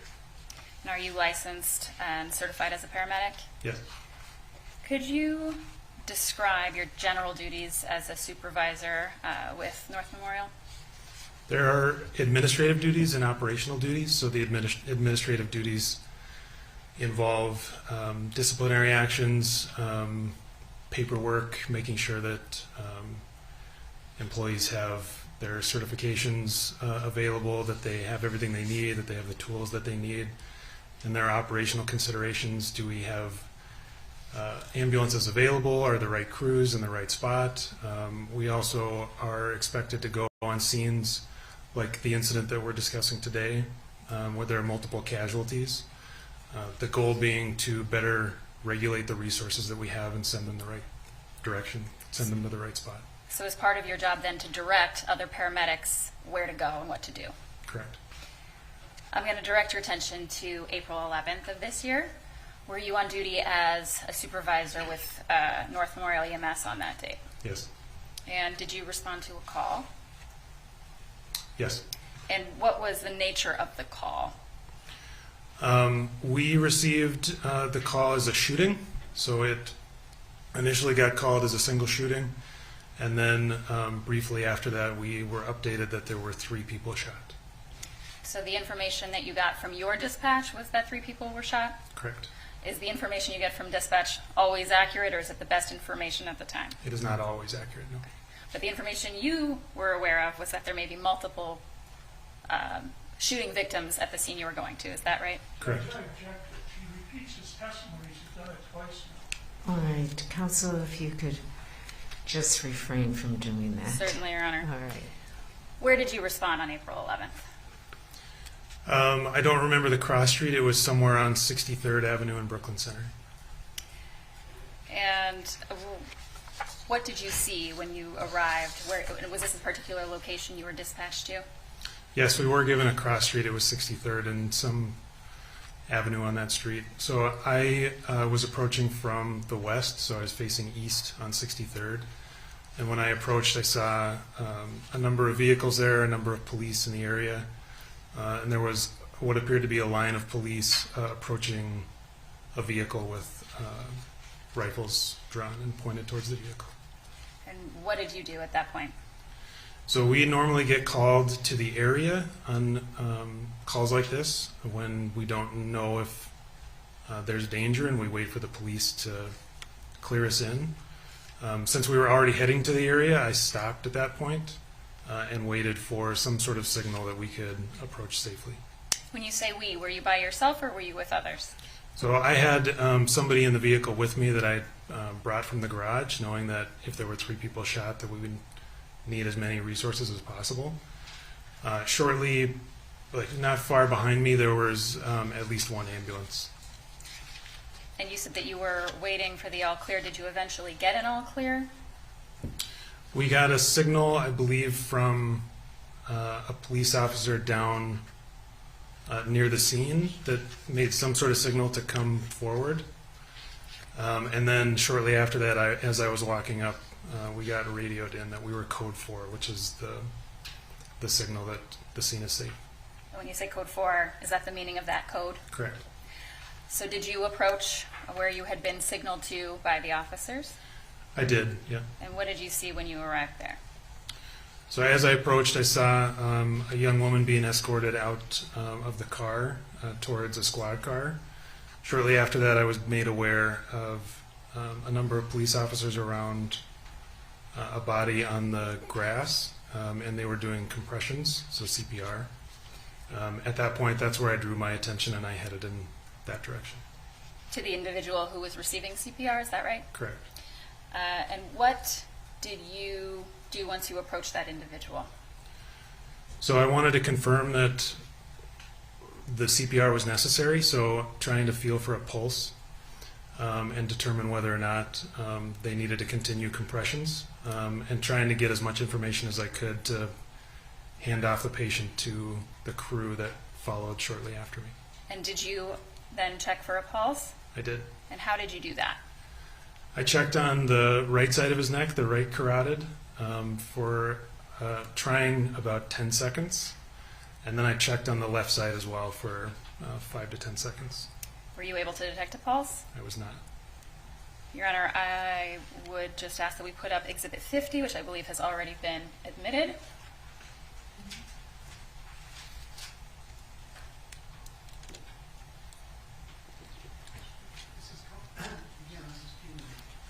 Your Honor, this exhibit is in evidence, and this witness would be able to identify himself as long as we can turn on the screen. All right. I think I want this taken down. The jury has already seen this photograph. And I indicated before that I wanted only the testimony of anything that wasn't cumulative. Your Honor, you indicated no video. We have no plans to show video, but this was a photograph that identifies this witness. Well, I don't want that photograph shown again. The jury has already seen it. All right. I'll move on, Your Honor. You checked for a pulse. Is that right? Correct.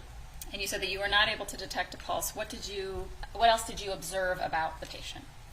I observed that he did not appear to be breathing.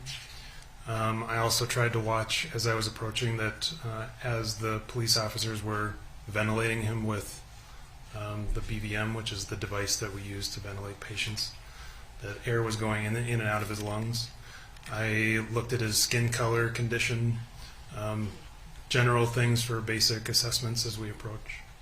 And what did you notice about the color and feel of his skin?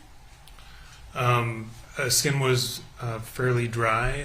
He was pale or ashen colored on his skin and in his mucous membranes. And what does the coloration and the feeling of dryness indicate to you as a paramedic? So the skin color can tell us whether or not he's perfusing blood throughout his body. The pink color is blood being moved around his body.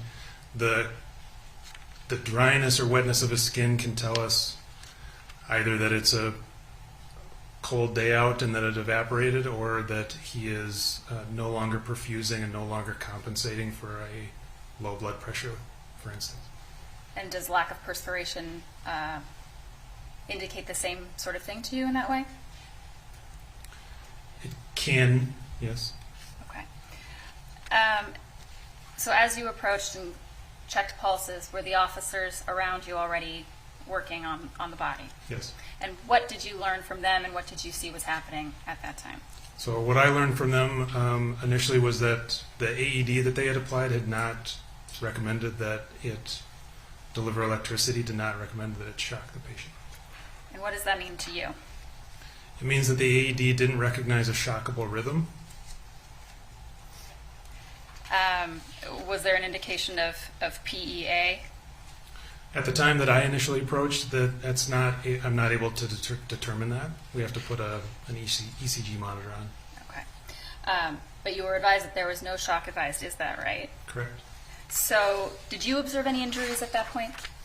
I did see either an entrance or exit wound on the right side of the patient's body, a gunshot wound. And did you see injuries consistent with death? Those injuries could be consistent with death, yes. But when you approached and you saw these conditions, what did you direct? Well, let me stop there. Were there other paramedics who also arrived on scene shortly after you? Yes. Did you give them some direction?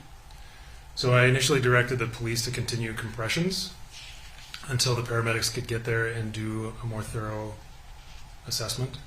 When the paramedics behind me arrived, I told them that I could not feel a pulse, that the AED had not recommended delivering electricity, and that I had told the police to continue doing compressions. Did you then hand over the paramedic side of things to the team that had arrived? Correct. And who were those individuals? Dustin Johnson and Chelsea Corder. And what did you do at that point when you sort of transferred management of the patient to these other two?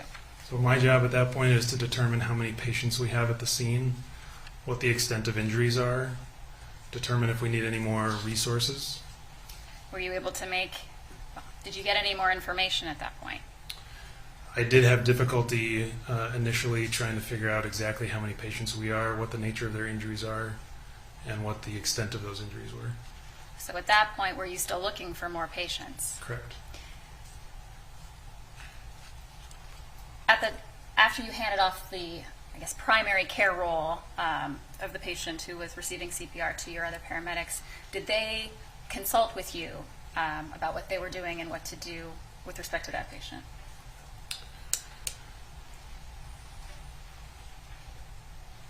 I don't believe that they consulted with me until the very last conversation that we had before we had ceased resuscitations. Okay, and maybe you could tell the jury when we talk about what that last conversation was there a conversation that you had with these individuals about declaring death of that patient? Yes. And was that patient later identified to you as Daunte Wright? Yes. So in terms of declaring the death of Daunte Wright, was that done at approximately 2:18 p.m.? That was the estimate that I arrived at, yes. And tell the jury about how and why it was that you came to conclude that you would be able to declare Mr. Wright dead. So our protocols, written by our medical directors, are derived from evidence-based practice.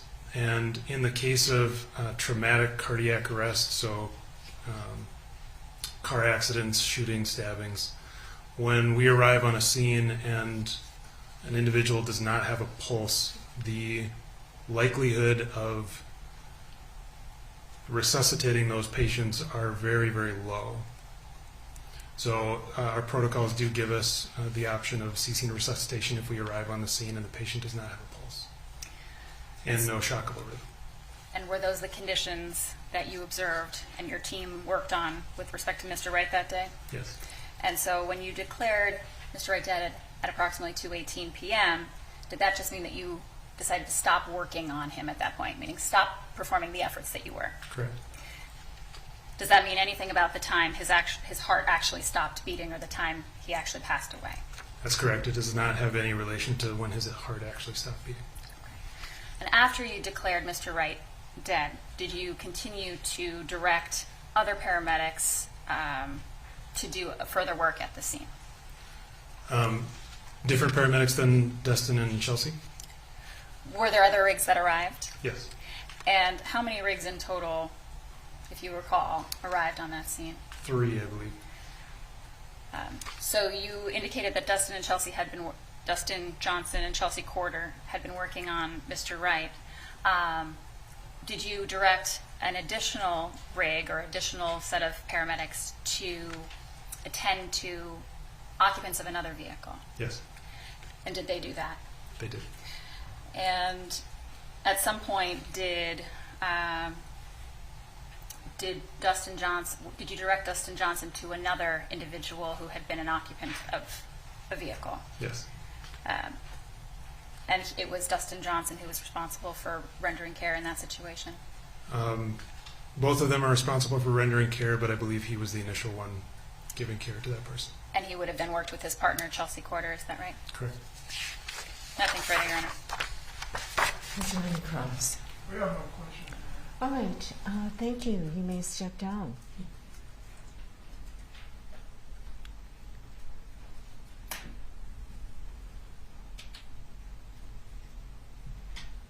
John, can we make another record? Just a second.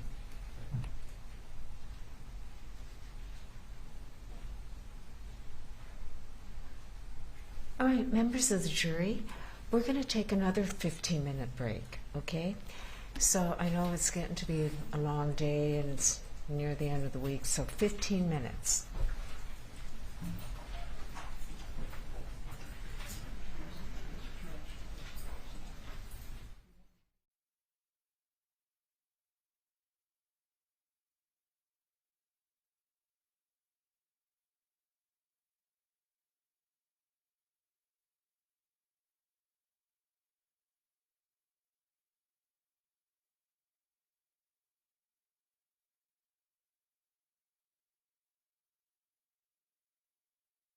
I see everyone in chambers.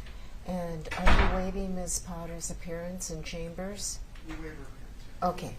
Judge, may I go to the bathroom first? No. Yes, you can. All right, we'll see you later.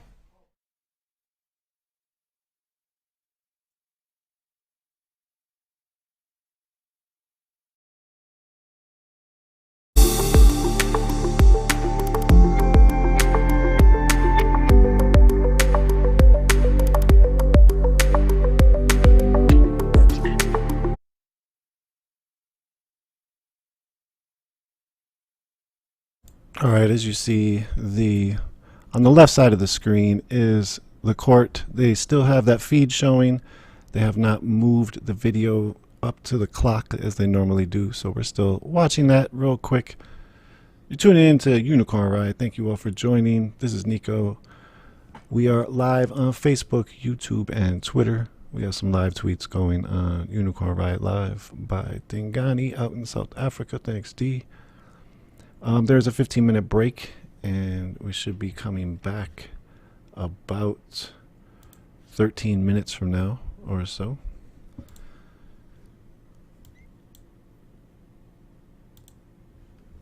So we got the timer going up there. What we're going to do is show you on the right side of the screen. You can see there's a video up from previously recorded video on April 11th, 2021. This was a little bit more into the evening time of the day that Kim Potter shot and killed Daunte Wright. So we're there watching it in the courtroom. And now let's take ourselves back to April 11th. We saw already the police had interacted with some of the community pretty violently, shooting them with 40mm marker rounds, and then they left. A lot of people had already made their way to Brooklyn Center Police Department by this time. Right now in the video, we are streaming from near where Daunte Wright was killed before heading over to the Brooklyn Center Police Department. So we're going to roll this and we'll be back. We'll be continuing to watch exactly what time people are coming back right now. They're meeting in the chambers. I think about some of these specific things that the defense, or even mostly that the defense, is questioning on how the state is bringing up certain evidence and whatnot. So we're going to roll this and we'll be back shortly.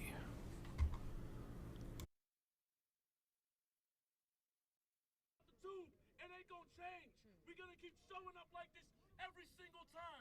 You see these brothers out here crying. You see these brothers out here expressing themselves.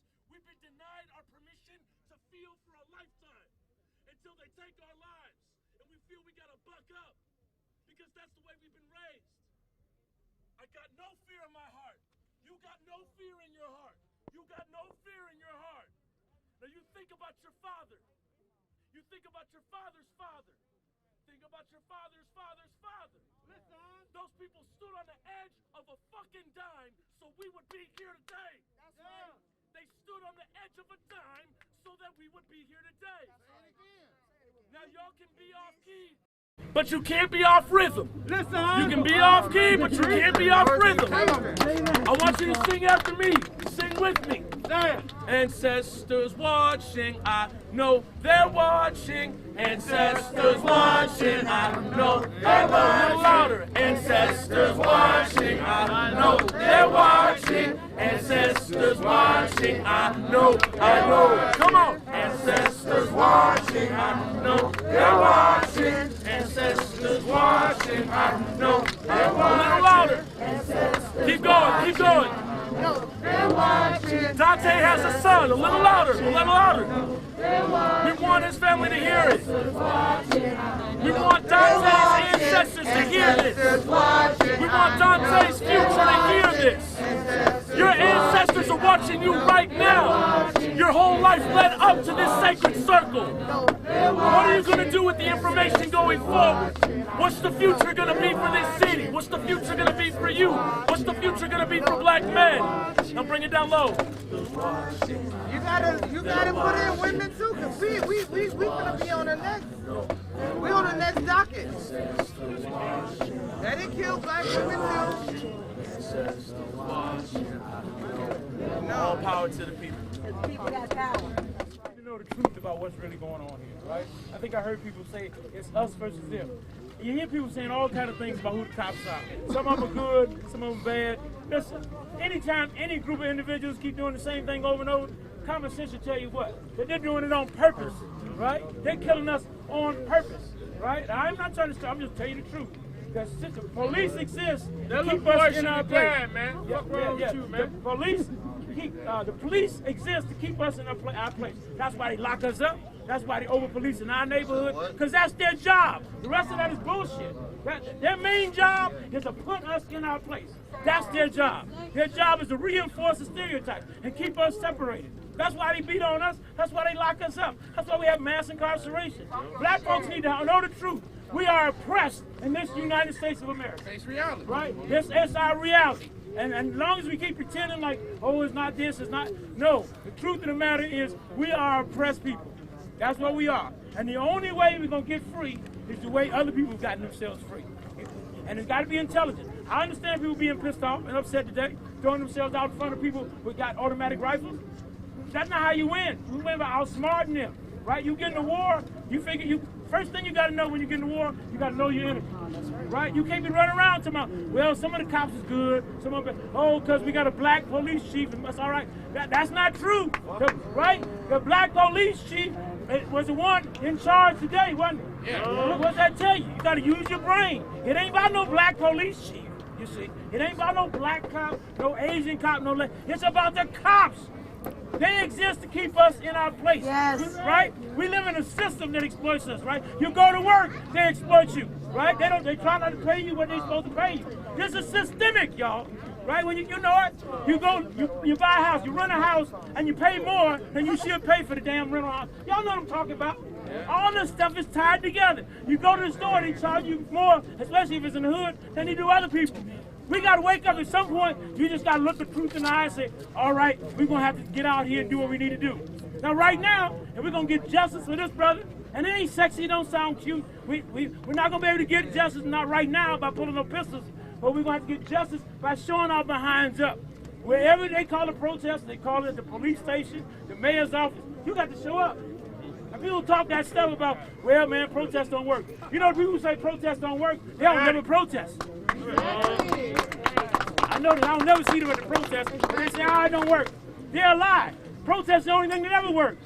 The reason that we ain't in separate bathrooms and all that food is because of protests. Y'all remember that, right? There's a protest. The reason that Derek Chauvin's behind is sitting in that trial, tomorrow is because of what? Protest. They wouldn't have put him on trial if we had not protested. We raised hell, right? We got to keep raising hell. You got to, because this whole system. Say his name! Daunte Wright! Daunte Wright! Daunte Wright! Daunte Wright! And that's how you win. I want to sit here all night. We want to hear from the community. Go ahead. So that's how we win. This is how we'll win. I won't move. Remember Freddie Douglass said, if there's no struggle, there's no progress. No struggle, no progress. No struggle, no progress. No struggle, no progress. No struggle, no progress. No struggle, no progress. It may be uncomfortable. You may have to get off the couch tomorrow. You may have to get out on Wednesday. We may call a protest on Friday. We may call one next, but you got to get your behind out of the house to the protest for us to win. You got to stop talking shit. You're going to have to lock shoulders with your neighbors. You got a problem with your neighbor, it's time to lay that shit down, right? Because what sense does it make for me and you to be fighting and we got a man trying to kill us? That don't make no sense, does it? So we're going to have to come together, black, white, Asian, Latin, because they all against us. If you ain't got no money, I know what time it is. You ain't nothing happening for you, right? And because black folks are black, they impress us because we black. They impress some white folks because they ain't got no money. Well, tell it like it is. If you ain't got no money, you ain't got no juice with them either. So we got to stand together and we got to keep fighting. It ain't no easy thing, but I'm going to tell you now. There ain't no shortcuts. Am I right, sister? Right? Am I right, brother? No. There ain't no shortcuts, right? I've been doing this a long time. We win sometimes. It's a damn lie that we don't win. Sometimes we win, and we win because we keep fighting. Right? Am I right? We win because we fight. And even when we lose, we still sometimes win because we back them up. So the only way we're going to win this is we can't be out and fighting with each other. We are going to have to stand up and fight back. We're going to when they call the protest, you're going to do what? Show up, fight back. When they call the protest, you're going to do what? Show up. When they call the protest, you're going to do what? Show up. When they call the protest, what you going to do? Show up. When they call the protest, what you going to do? Show up. When they call the protest, what y'all going to do? Show up. When they call the protest, what are y'all going to do? Show up. That's how we'll win. I'm feeling convicted.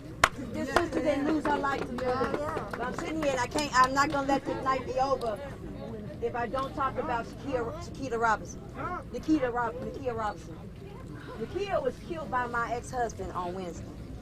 She lost her life. He stabbed her to death on Wednesday, and she lost her life, and he is on the run. He is on the run right now. His name is Jerome Anthony Woodland. If you see him, call the police. That sister deserves justice. She's not going to get a rally. She's not going to get a protest. Nobody's going to go and crown her name. But I'm going to say, get justice for Nikita. Kia needs justice. Kia needs justice. Kia needs justice. Kia needs justice. I don't care if that's my ex-husband. I don't care if I know that brother. He killed that woman. He killed her in cold blood. My daughter. So I wasn't going to be able to leave here and not mention that sister's name. If I'm out here fighting for Mr. Wright, I got to respectfully say, because I knew that sister. And I loved her in some sort of strange way. Right? I loved her. And so she deserves justice. Kia deserves justice. Let me say one more time. Kia deserves justice. Right from earlier has also gathered over at Brooklyn Center Police Department. Murdered by the police. He doesn't want to be known, and I get that. But my daughter is only 13 years old. To watch somebody else die that's close to your age? She was in the car with him? She wasn't in the car with him. She was with him before this.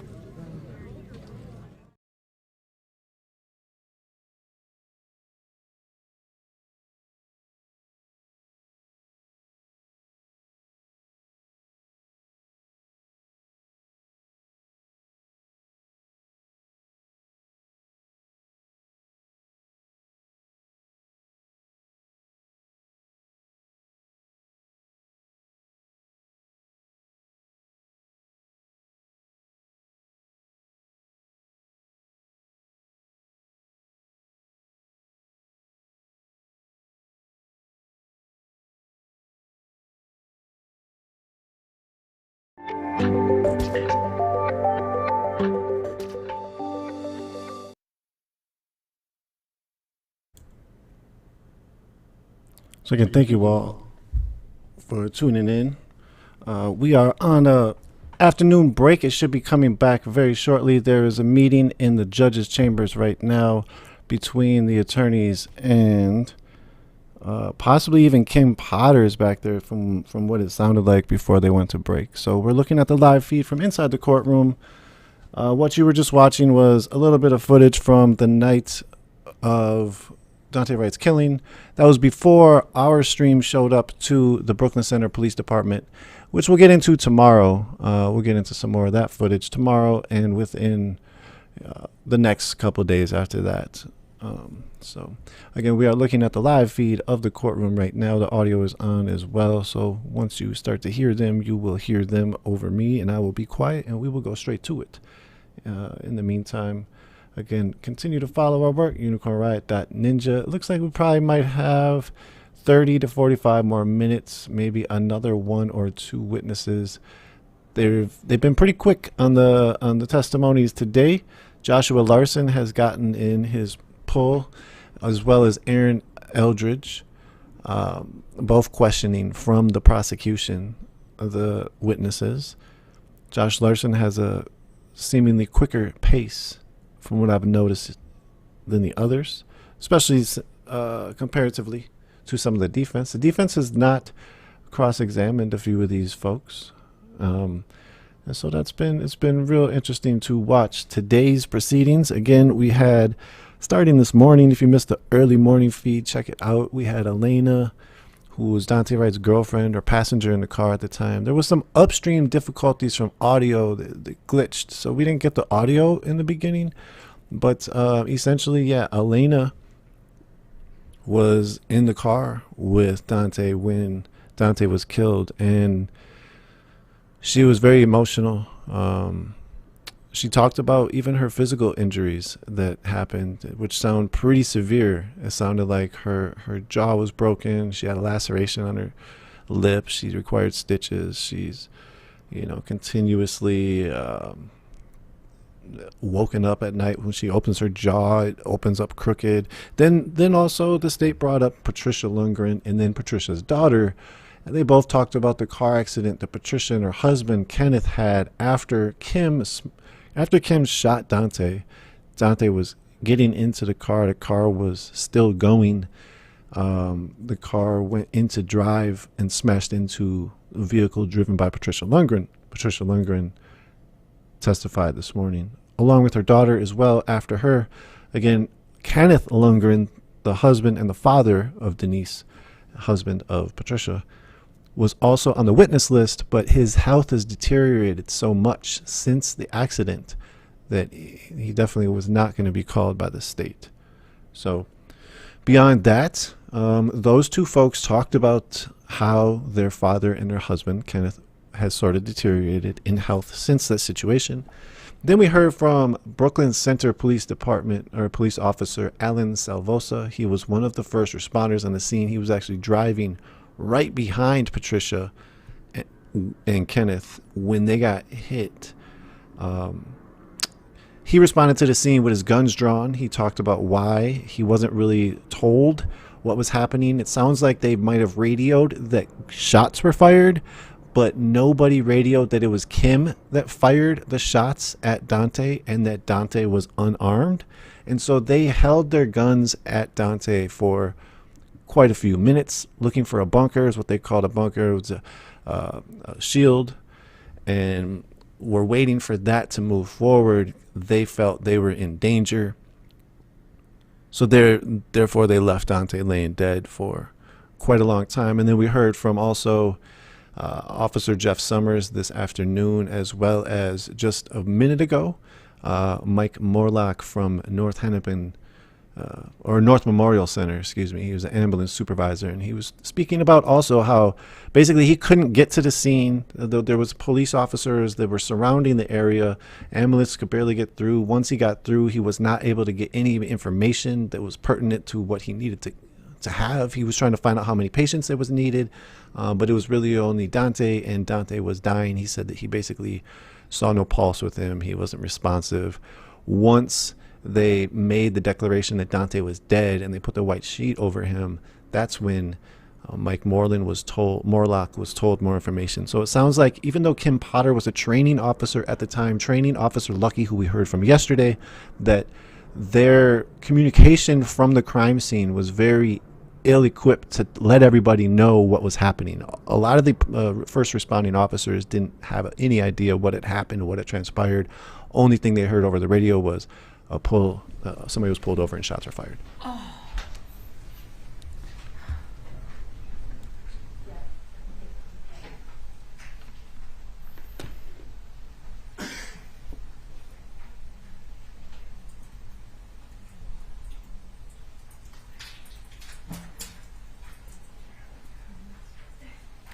All right, is counsel ready? Yes, yes. Okay, thank you, Deputy. We're ready for the jury.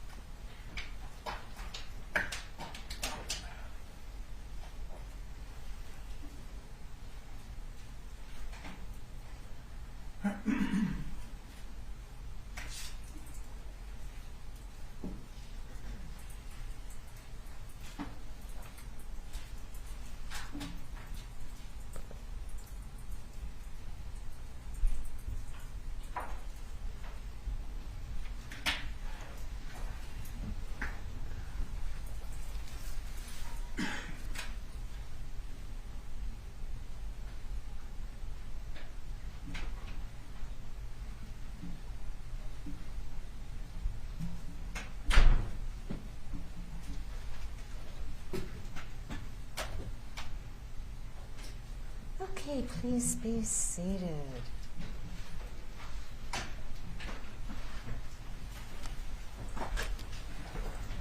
The state may call its next witness. Thank you, Your Honor. The state calls Dustin Johnson.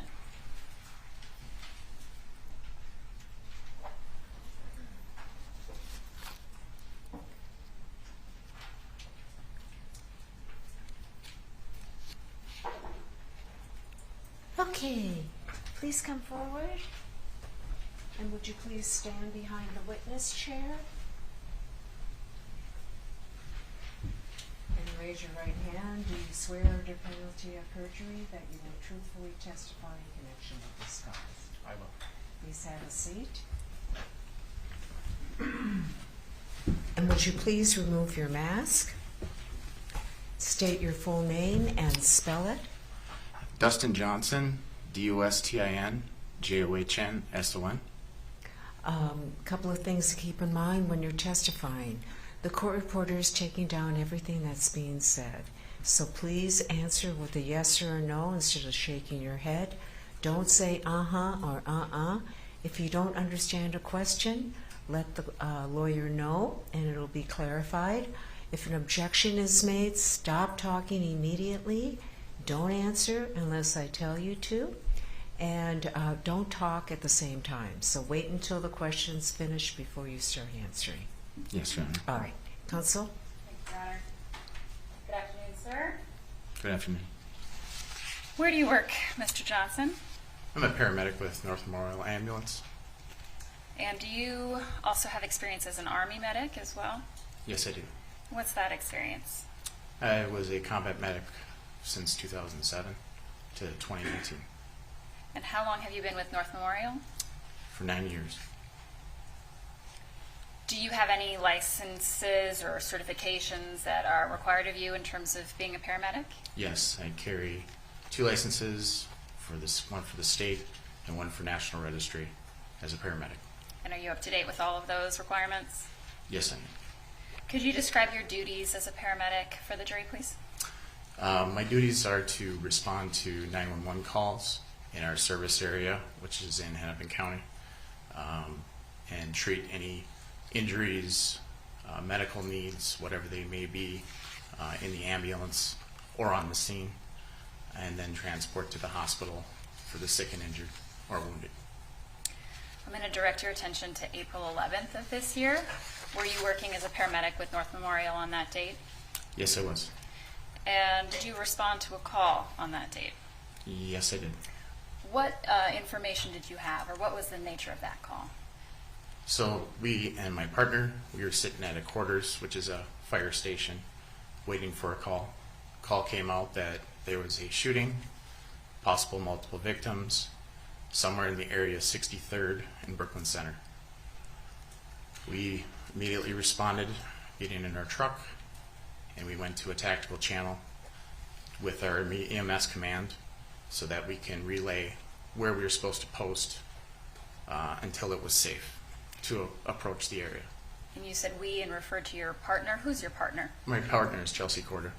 Did you respond to that location in Brooklyn Center with your partner? Yes, I did. And who was driving? I was driving. What did you observe when you arrived in that area that you were dispatched to? We pulled up through the east side of 63rd, going around from the freeway. That was what we were instructed over our radio. Arrived on scene, saw my EMS command vehicle in the front, which was being driven by Mike Morlock. He was relaying to us to back up as we started seeing officers with long rifles that the scene may have not been code 4 or safe for us to enter. At some point, did you get the all clear? Did you get that code 4 to proceed? Yes, I got waved in by my supervisor, EMS command, Mike Morlock. So after Mike Morlock waved you in, what did you do and what did you see? We drove the ambulance a little bit closer to the scene. When we get out of our vehicles, I was on the driver's side. I saw a white vehicle, 4-door sedan with some damage to it. Saw multiple police officers over a patient conducting CPR. And what did you do at that point? I immediately parked the vehicle, got out, and started grabbing our equipment that we would use for a cardiac arrest, airway kit, Lucas device, monitor, first in bag, and started getting that equipment ready on the stretcher to go move over to the patient. Did you bring all that stuff over to the patient? Yes, we did. Did your partner, Chelsea Corder, also approach? Yes, she kind of assisted with grabbing the equipment as well. She was first up on to the patient. I was a little bit second. And when you came upon the patient, what did you observe? Like I said before, I saw multiple police officers doing CPR, one controlling an AED, another one breathing for the patient with a bag valve mask airway device. I guess I should be more specific. What did you do in terms of your involvement as a paramedic in that process? I started getting equipment set up to run a possible cardiac arrest and just kind of overviewed the patient to see what condition they were in, looking for color and what the injuries were on that patient. And did you observe those injuries? Yes, I did. What did you observe? It appeared that the patient had an injury to his chest. There was chest seals placed, I assume, by the officers prior to our arrival, and it appeared that he had penetrating chest trauma. Did you also observe some tracheal deviation? Yes, I did. And could you describe for the jury what that is and what that means? It's a part in the throat where it starts to shift to one or the other direction depending on if there's either a tension pneumothorax or a blood hemothorax that can cause that tracheal deviation. It's a sign that we look for in EMS. So you used the words hemothorax. You said it's a sign you look for. Maybe you can explain sort of what those things are and what that indicates to you. Pneumothorax is more, there's a penetrating chest trauma to the lung area in the lung cavity, but not necessarily has penetrated the lung, and it causes air to be what's called a suction chest wound that would cause that lung to start collapsing and allow it not to inflate. The hemothorax could be potentially both, where there's blood and air compressing down on that lung. So when you see this tracheal deviation, what does that indicate to you in terms of your assessment of the patient's condition? As a clinician, it typically is where that patient has a late sign of that injury, and that's usually shown up late after an injury has occurred.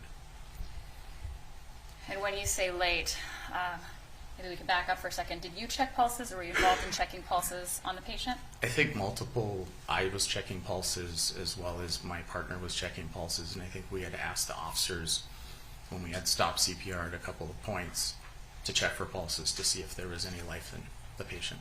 Did you or anyone else ever detect any pulses? I did not, and from what I understand, they did not as well. And you described some equipment that you brought over. Tell the jury maybe whether that equipment was, your equipment was ever fully utilized. They had an AED on site that did not indicate any shocks from what we were told by the officers. So we hook up our device that has pads and also 4 leads to confirm any type of rhythms that we would see on the patient. It's a Zoll. That's the name of the company that makes our device. So did you hook up the Zoll? Yes, we did. And did you see any shockable rhythms with your machinery? We did not. And what happened after that?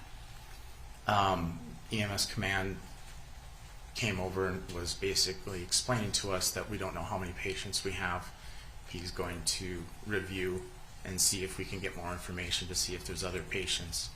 And we were going to move on to the next patient. So was this individual that you were working on, was he later identified to you by name?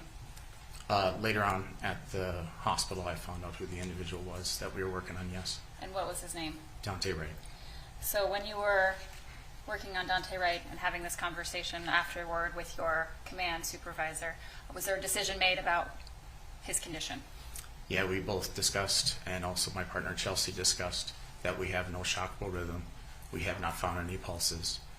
With penetrating chest trauma, significant massive trauma to the body, that we were going to call it. And when you say call it, tell the jury what that means. We're going to suspend any continuous CPR or any other life-saving measures. And what was your reason for that?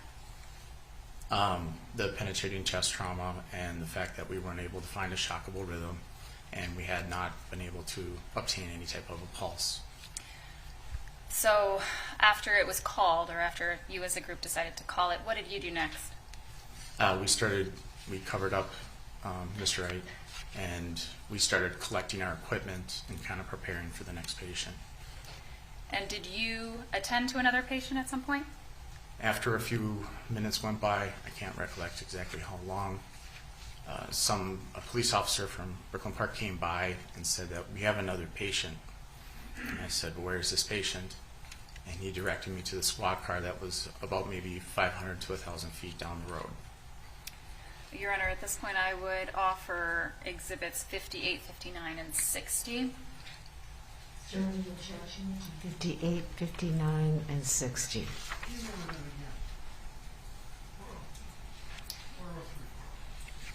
Your Honor, may we have a quick sidebar?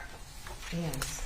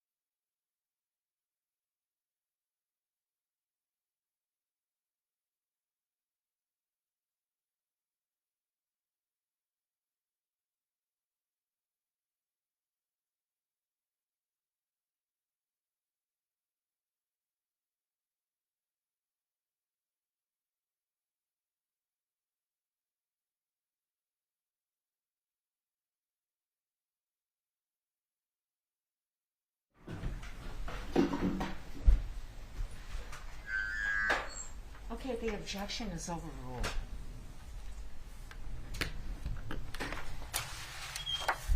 So, do you have the numbers again, or what? 58, 59, and 60, Your Honor. Okay, 58, 59, and 60 are admitted over defense objections. Thank you, Your Honor. We would publish Exhibit 58, please. We would ask that that be published to the jury. I don't have the control on my screen. Thank you, Your Honor. Mr. Johnson, you indicated that you did attend to another patient. Could you take a look at Exhibit 58, please, and describe for the jury what's shown here? Yeah, the officer opened the door and I saw a female. She was in tears and saw some blood coming from her mouth and also to the left side of her ear, and she was in handcuffs. And was that individual later identified as Elena Albrecht Payton? That's correct. Did you observe injuries on her? We observed, like I said, the bleeding from the lip and then also from the left ear. And with respect to the ear or her lip, were there particular concerns that you had? Yes, there were concerns. We don't know what happened. We didn't have much information, so that we thought there's a possible head injury. She could have been shot. We don't know. And there was blood coming out of her ear. And when you see blood coming out of the ear, is that a potential sign of a head injury or head trauma? It was potential penetrating trauma, yes. And could we put Exhibit 59 on the screen, please? So after you observed this individual, what did you do at that point? We walked her straight to the ambulance and got her inside on the stretcher. And at that point, I had handed off care to my partner, Chelsea, and immediately started driving. And you said you immediately started driving. I'm sorry, is that right? Yes. Where did you go? We started transporting to North Memorial in Robbinsdale. Did you ultimately take her to that hospital? Yes, we did. Could we put Exhibit 60 on the screen, please? And please describe for the jury what's pictured in Exhibit 60. This is a North Memorial stabilization room. It's where we bring patients that have any type of significant trauma or medical emergency, and we have a team to take care of that patient and get them stable to whatever needs that they have, either surgery or CT or X-ray or SOTA. So when you arrived at the hospital with your partner and this patient, did you hand off care at that point? Yes, we did. We handed off care as soon as we arrived. Nothing further, Your Honor. Anyone else?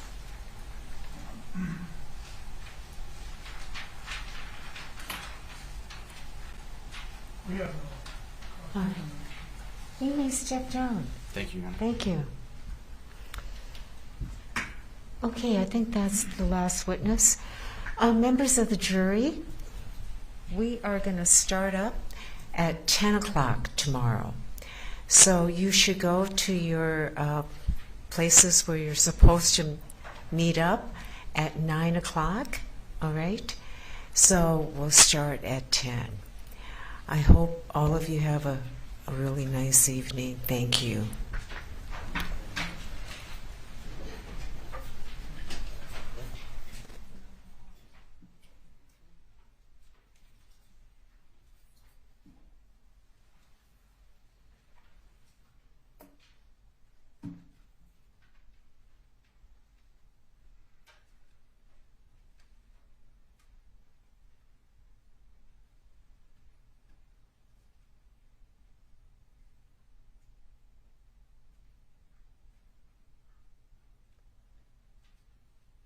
Please be seated.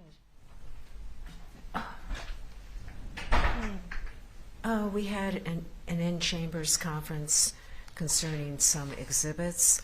I have directed the state to look through the autopsy photos and eliminate any duplicates. I've also directed the state, if they want to show photographs where Daunte Wright's eyes were open, that it would have to be cut off at the nose level. My reason for ruling that way is that It evokes the sympathy of the jury, and the jury is not supposed to be deciding this case based upon sympathy, passion, or anything of that sort. And then, Mr. Ng, you wanted to put your objections on the record? Yes, I did. The defense has a concern about the presentation. I think you need to use the microphone. So.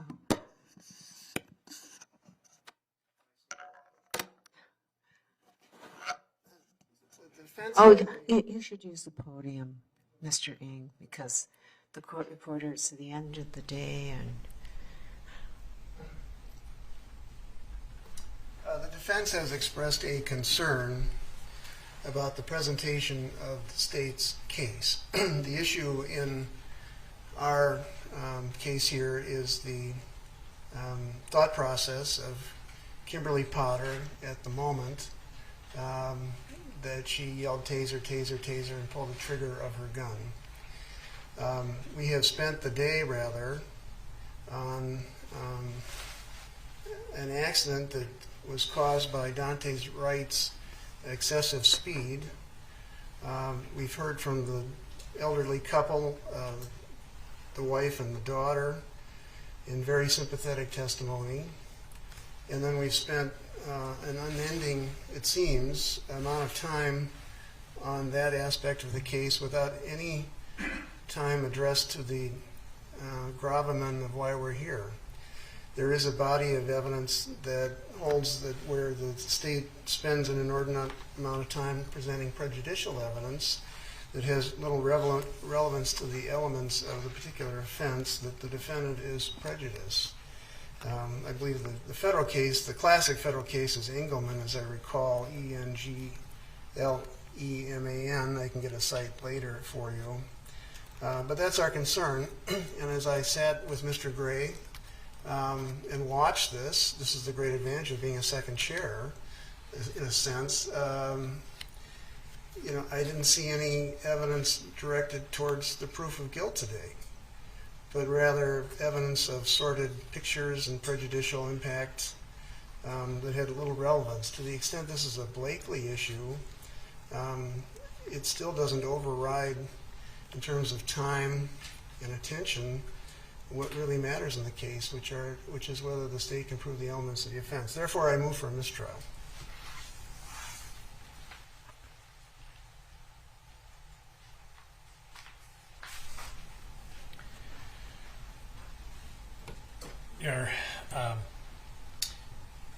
As the court is aware, the state filed a Blakely notice, which is a notice that the state intends to seek a lengthier sentence based on factors in the particular case. We have alleged both Officer Potter's, and the reason I say Officer Potter is intentional there, because she was an officer at the time, and her role as an officer was a violation, presented a violation of trust and authority. And we alleged that as one of the aggravating factors. The other is that her conduct presented danger to more than just the individuals in the immediate area. It presented a greater danger to a number of people. And the court and counsel for the defendant agreed that we would try the Blakely issues in a unitary trial and not a bifurcated trial. And so a lot of the evidence that, well, some of the evidence that we presented today was relevant to those Blakely factors. The injuries to the Lundgrens was not something we offered gratuitously or because we wanted to inconvenience the Lundgrens. Certainly, we offer that evidence because it is proof of that Blakely factor because of the danger to others. So that information was directly relevant to our case and had no objection at the time, only upon reflection later, apparently, that it was not good for them. The other matter, Your Honor, regarding the medical testimony, as you recall, the defense, Mr. Gray, filed a notice of defenses that included causation, and in public filings, Mr. Gray has challenged essentially asserted that Mr. Wright caused his own death, that somehow he was responsible for the bullet that entered his chest and blew up his heart. And, Your Honor, we have heard arguments about that in chambers, and we have also heard arguments, as Mr. Eng just makes, that the injuries were caused by his excessive speed. Our theory of the case, of course, is that the conduct at issue, the elements of the offenses based on allegations of Ms. Potter's behavior that day were reckless. And that means a risk of harm. And the harm was not only to shooting Mr. Wright in the chest from 2 feet away, but also in a position to operate a motor vehicle, which then drove out of control, which is the exact danger that is one of the concerns that she had to be aware of, and caused a crash and harmed other people. It wasn't Mr. Wright's excessive speed, it was the fact that he was shot in the chest while he was in a position to operate the vehicle. So the defense has their theory of a case, we have ours. The death is an element of the offense, and so causation is always relevant to that element of the offense. And so we are also presenting what we feel is the necessary medical testimony to establish cause of death. And so, Your Honor, all of this evidence today was admissible and relevant to those issues. It certainly doesn't rise to the level of a mistrial that is a remedy I'm hearing for the first time when Mr. Eng argued. So we would ask the court to find that if this was some kind of post hoc objection, to overrule it and to deny any request for a mistrial, and let's get the trial moving. Your Honor, I'd just like to respond for if that's the state's position, then I'm anticipating that in their final argument, they aren't going to argue Blakely issues to the jury about these other folks getting injured. If that's why he's introducing this evidence, the court has heard the evidence, and the court can decide the Blakely issues. But if he starts arguing this to the jury, it's objectionable just by what he said just now. Thank you. All right. We're really getting ahead of ourselves right now. First of all, the motion for a mistrial is denied. With respect to Blakely, my understanding was that was going to be submitted to me for my decision. Am I incorrect on that? No. That is correct. Okay. The defense wants me to decide the Blakely issues. Okay. All right. We're going to start up at 10 o'clock. Okay. Thank you, counsel.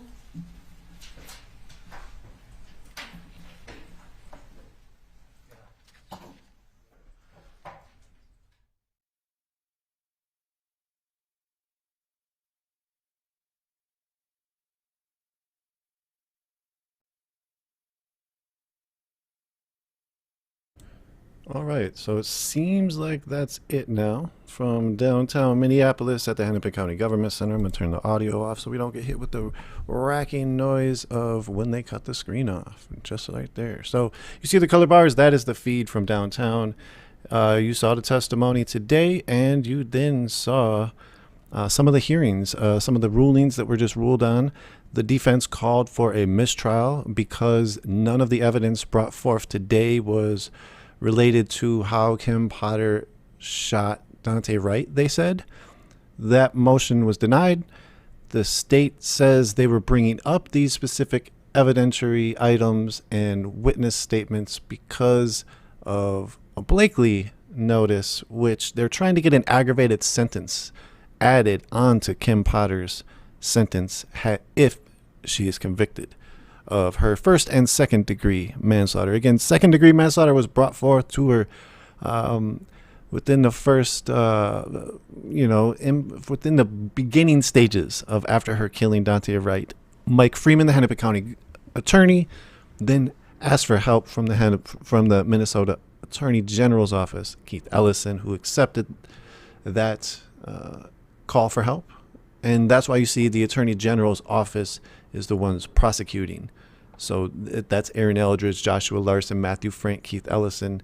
As we saw with the Chauvin trial, they also had Steve Slasher and Jerry Blackwell. We haven't seen those guys yet today, or for this trial. They're not involved in the Kim Potter trial. But we also heard today about 6 or 7 or 8 witness statements in the morning. Again, I'll give you a quick recap while we go through here. The morning time was Elena, who was in the car with Daunte Wright while Daunte Wright was killed. She spoke about even just being physically injured, emotionally damaged from the situation, and what transpired. Then we heard from Patricia Lundgren. She was driving the vehicle that Daunte Wright crashed into after Daunte Wright was shot and killed by Kim Potter. Her daughter then took the stand. We heard from both of those talking about how Kenneth, the other passenger in the car with Patricia, was basically injured beyond recognition from it. Didn't happen right then, but his life has gone continually downhill since then. He's hospice care and whatnot. Then we heard from some of the first responding officers. We heard yesterday from Anthony Lucky. Today we heard from Jeff Summers at the end, and also Alan Salvosa. Both of those folks are from the Brooklyn Center Police Department. We also heard from Dan Irish from the Champlin Police Department. All 3 of those police officers were all sort of some of the first responders. Then we also heard from 2 medical professionals who were 2 of the other first responders. We heard from the sort of like the EMT captain at the time, Mike Morlock, and he was basically saying that the police, he had trouble getting to the scene because the police were just blocking everything off. Then he had trouble getting information. It sounded like Daunte Wright was pronounced declared dead at around 2:18. He was shot about 2:02. They didn't start performing any kind of life-saving procedures until well after 2:08, 2:10, something like that. So just a really troubling thing for a lot of people to witness and watch. So again, we saw at the end, they ruled, the defense called for a mistrial. The judge denied it. The judge said, you know what, state gave her reasons why they were doing what they were doing. And then the judge said, the defense basically asked me to be the provider of the Blakely notice information. So it sounded like the state is not going to be able to go towards that angle of what they were trying to do with getting this extra Blakely notice aggravated sentence to Kim Potter's sentencing. So we heard 10 a.m. tomorrow morning. That's when we'll be back. I believe Dan is running the production tomorrow. So thanks, Dan. Thanks, D. Dingani out in South Africa, where it's summertime. It's wintertime over here in Minnesota.